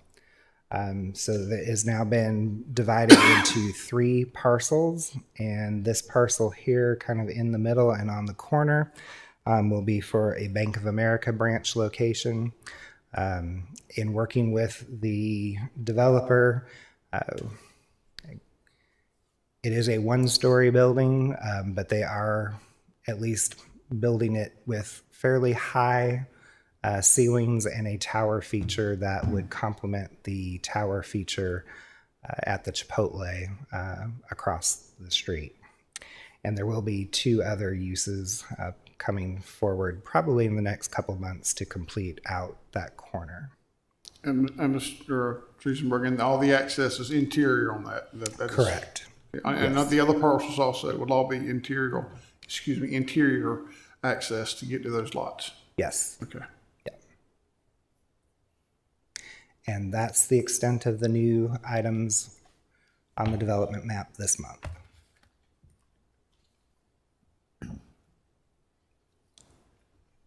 All right. Any questions for Mr. Triesenberg? Again, this is a great resource and tool, not only for council, but for our community to get caught up on what's going on and what's coming to our community. So, Mr. Triesenberg, thank you so much for that overview. And final item under manager reports is just some calendar reminders. We have a very busy schedule coming up for us in August, and just want to make sure that council is aware and has everything on their calendar. Actually, tomorrow evening, we will be doing our boards and commissions orientation. We'll be hosting that here and on the second floor. We're very excited to do that, to be able to provide an orientation to our new boards and commission members.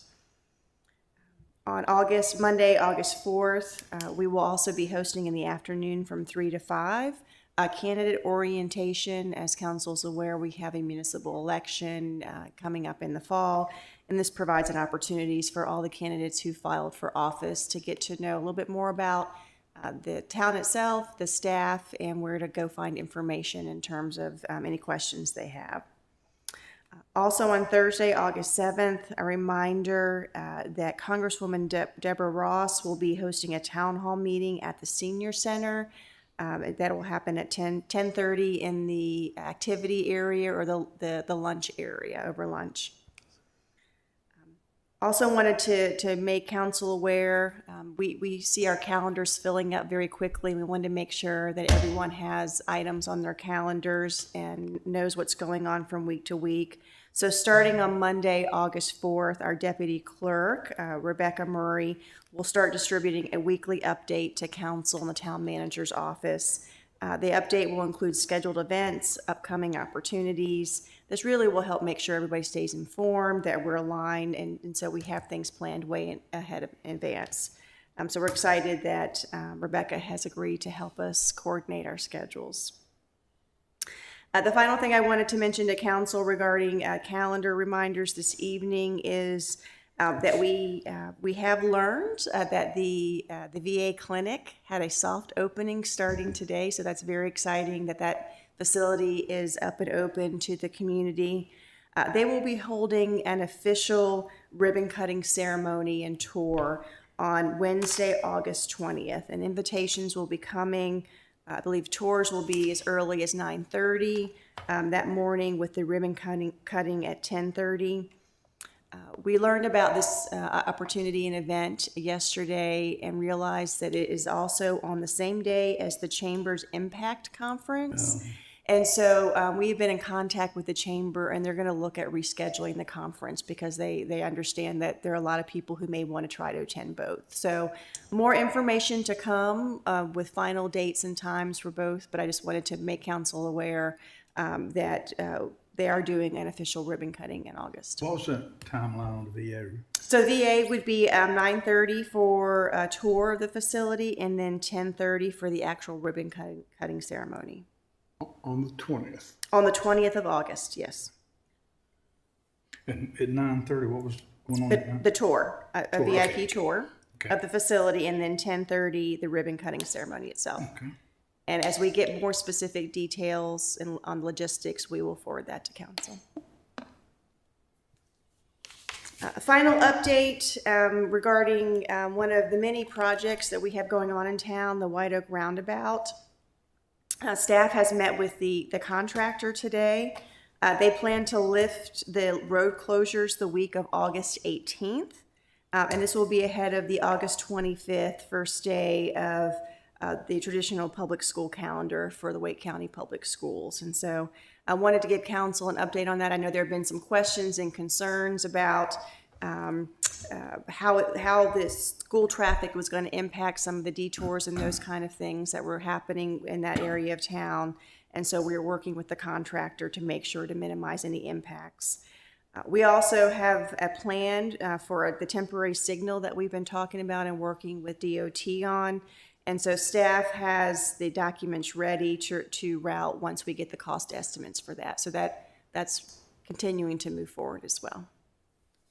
So those are all the calendar reminders and updates from me this evening. Council members, happy to answer any questions council members may have. Any questions, observations? Just one on that temporary stoplight. Do we have an approximate time frame? Mr. Hodges, do you have a sense of timeline for once we get the cost for the temporary signal, what the timeline would be for installation? I don't know if we have an exact timeline. I think there's also a discussion we need to have about if the detour is going to be lifted and traffic can still go back through the regular intersection, would there still be the need for the temporary signal? So we'll have that discussion and we'll provide an update to council when we have more specifics. Okay, other questions, comments on calendar? Okay, thank you, town manager. And town attorney reports. Thank you, Mr. Mayor. I wanted to let council know that I'll be attending the North Carolina Association of Municipal Attorneys Summer Conference in Asheville starting Thursday, and then I'll be returning to work on Monday. But I leave you in the good hands of Morgan Pierce while I'm out. Excellent, excellent. And we have the opportunity for council reports. Let's start with Mr. Matthews and any council member reports. Nothing at this time, Mr. Mayor. Mr. Singleton. Got so much on my mind, I can't remember, but nothing at this time. No, sir. Thank you. Ms. Behringer. I have a few things. The utility poles on Garner Road, the broken utility poles have still not been replaced. Not been moved. There are new poles there, but the broken ones, particularly one that's jagged and sticking out, is still not being replaced. And we reported that first time about 4 months ago, maybe longer than that. Next, the trash bins that are attached to some of the utility poles at intersections of side streets to Garner Road are not being emptied.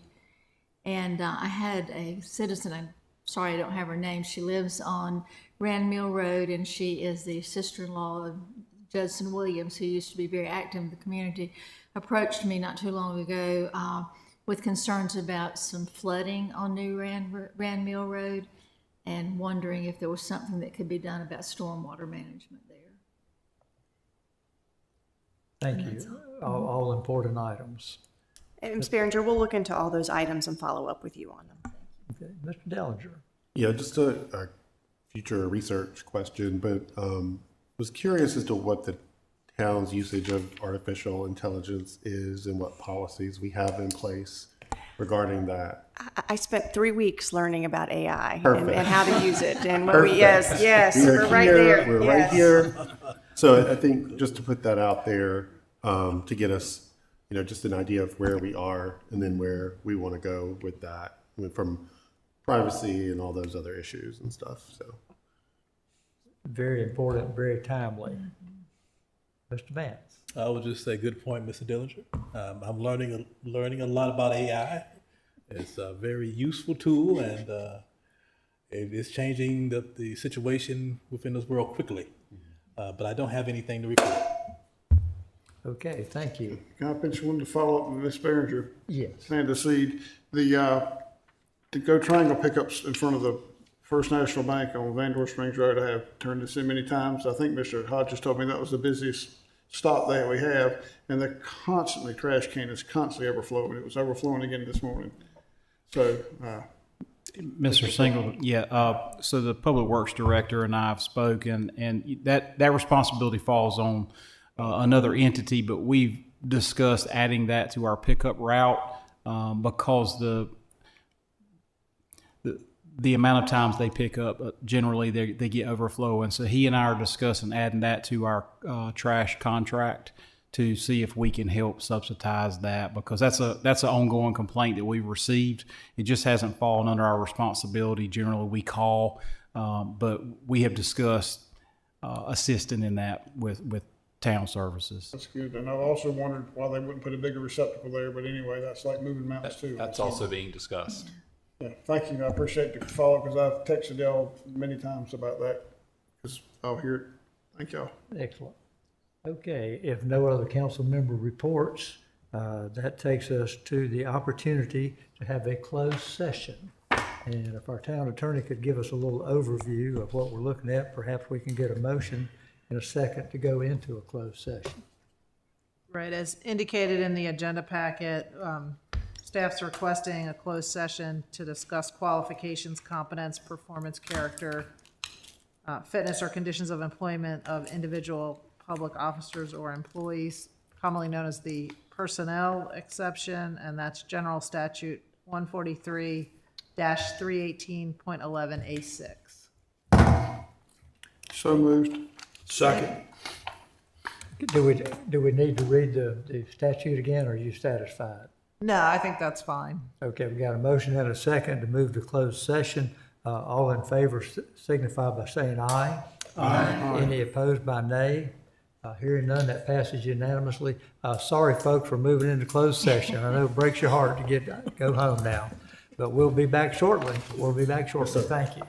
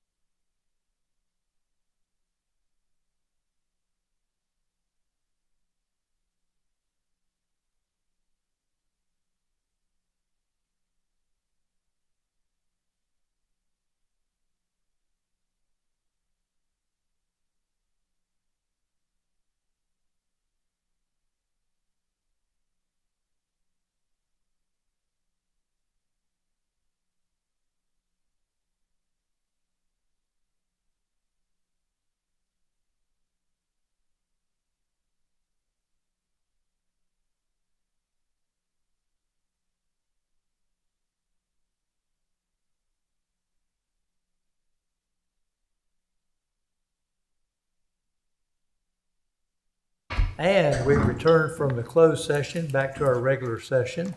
I'll call on our town attorney to give us a report of what was covered. Thank you, Mr. Mayor. Council met in closed session with the town manager and the town attorney to discuss the upcoming performance evaluations and the process and format of those. No official votes were taken in closed session. Okay, excellent. Any other questions or comments from council related to the closed session? Okay, hearing none, I will accept a motion to adjourn. So moved. Second. There's a motion and a second. All in favor of adjourning, please signify by saying aye. Aye. Any opposed by nay? Hearing none, it's unanimous. We're adjourned. Have a good evening, kids.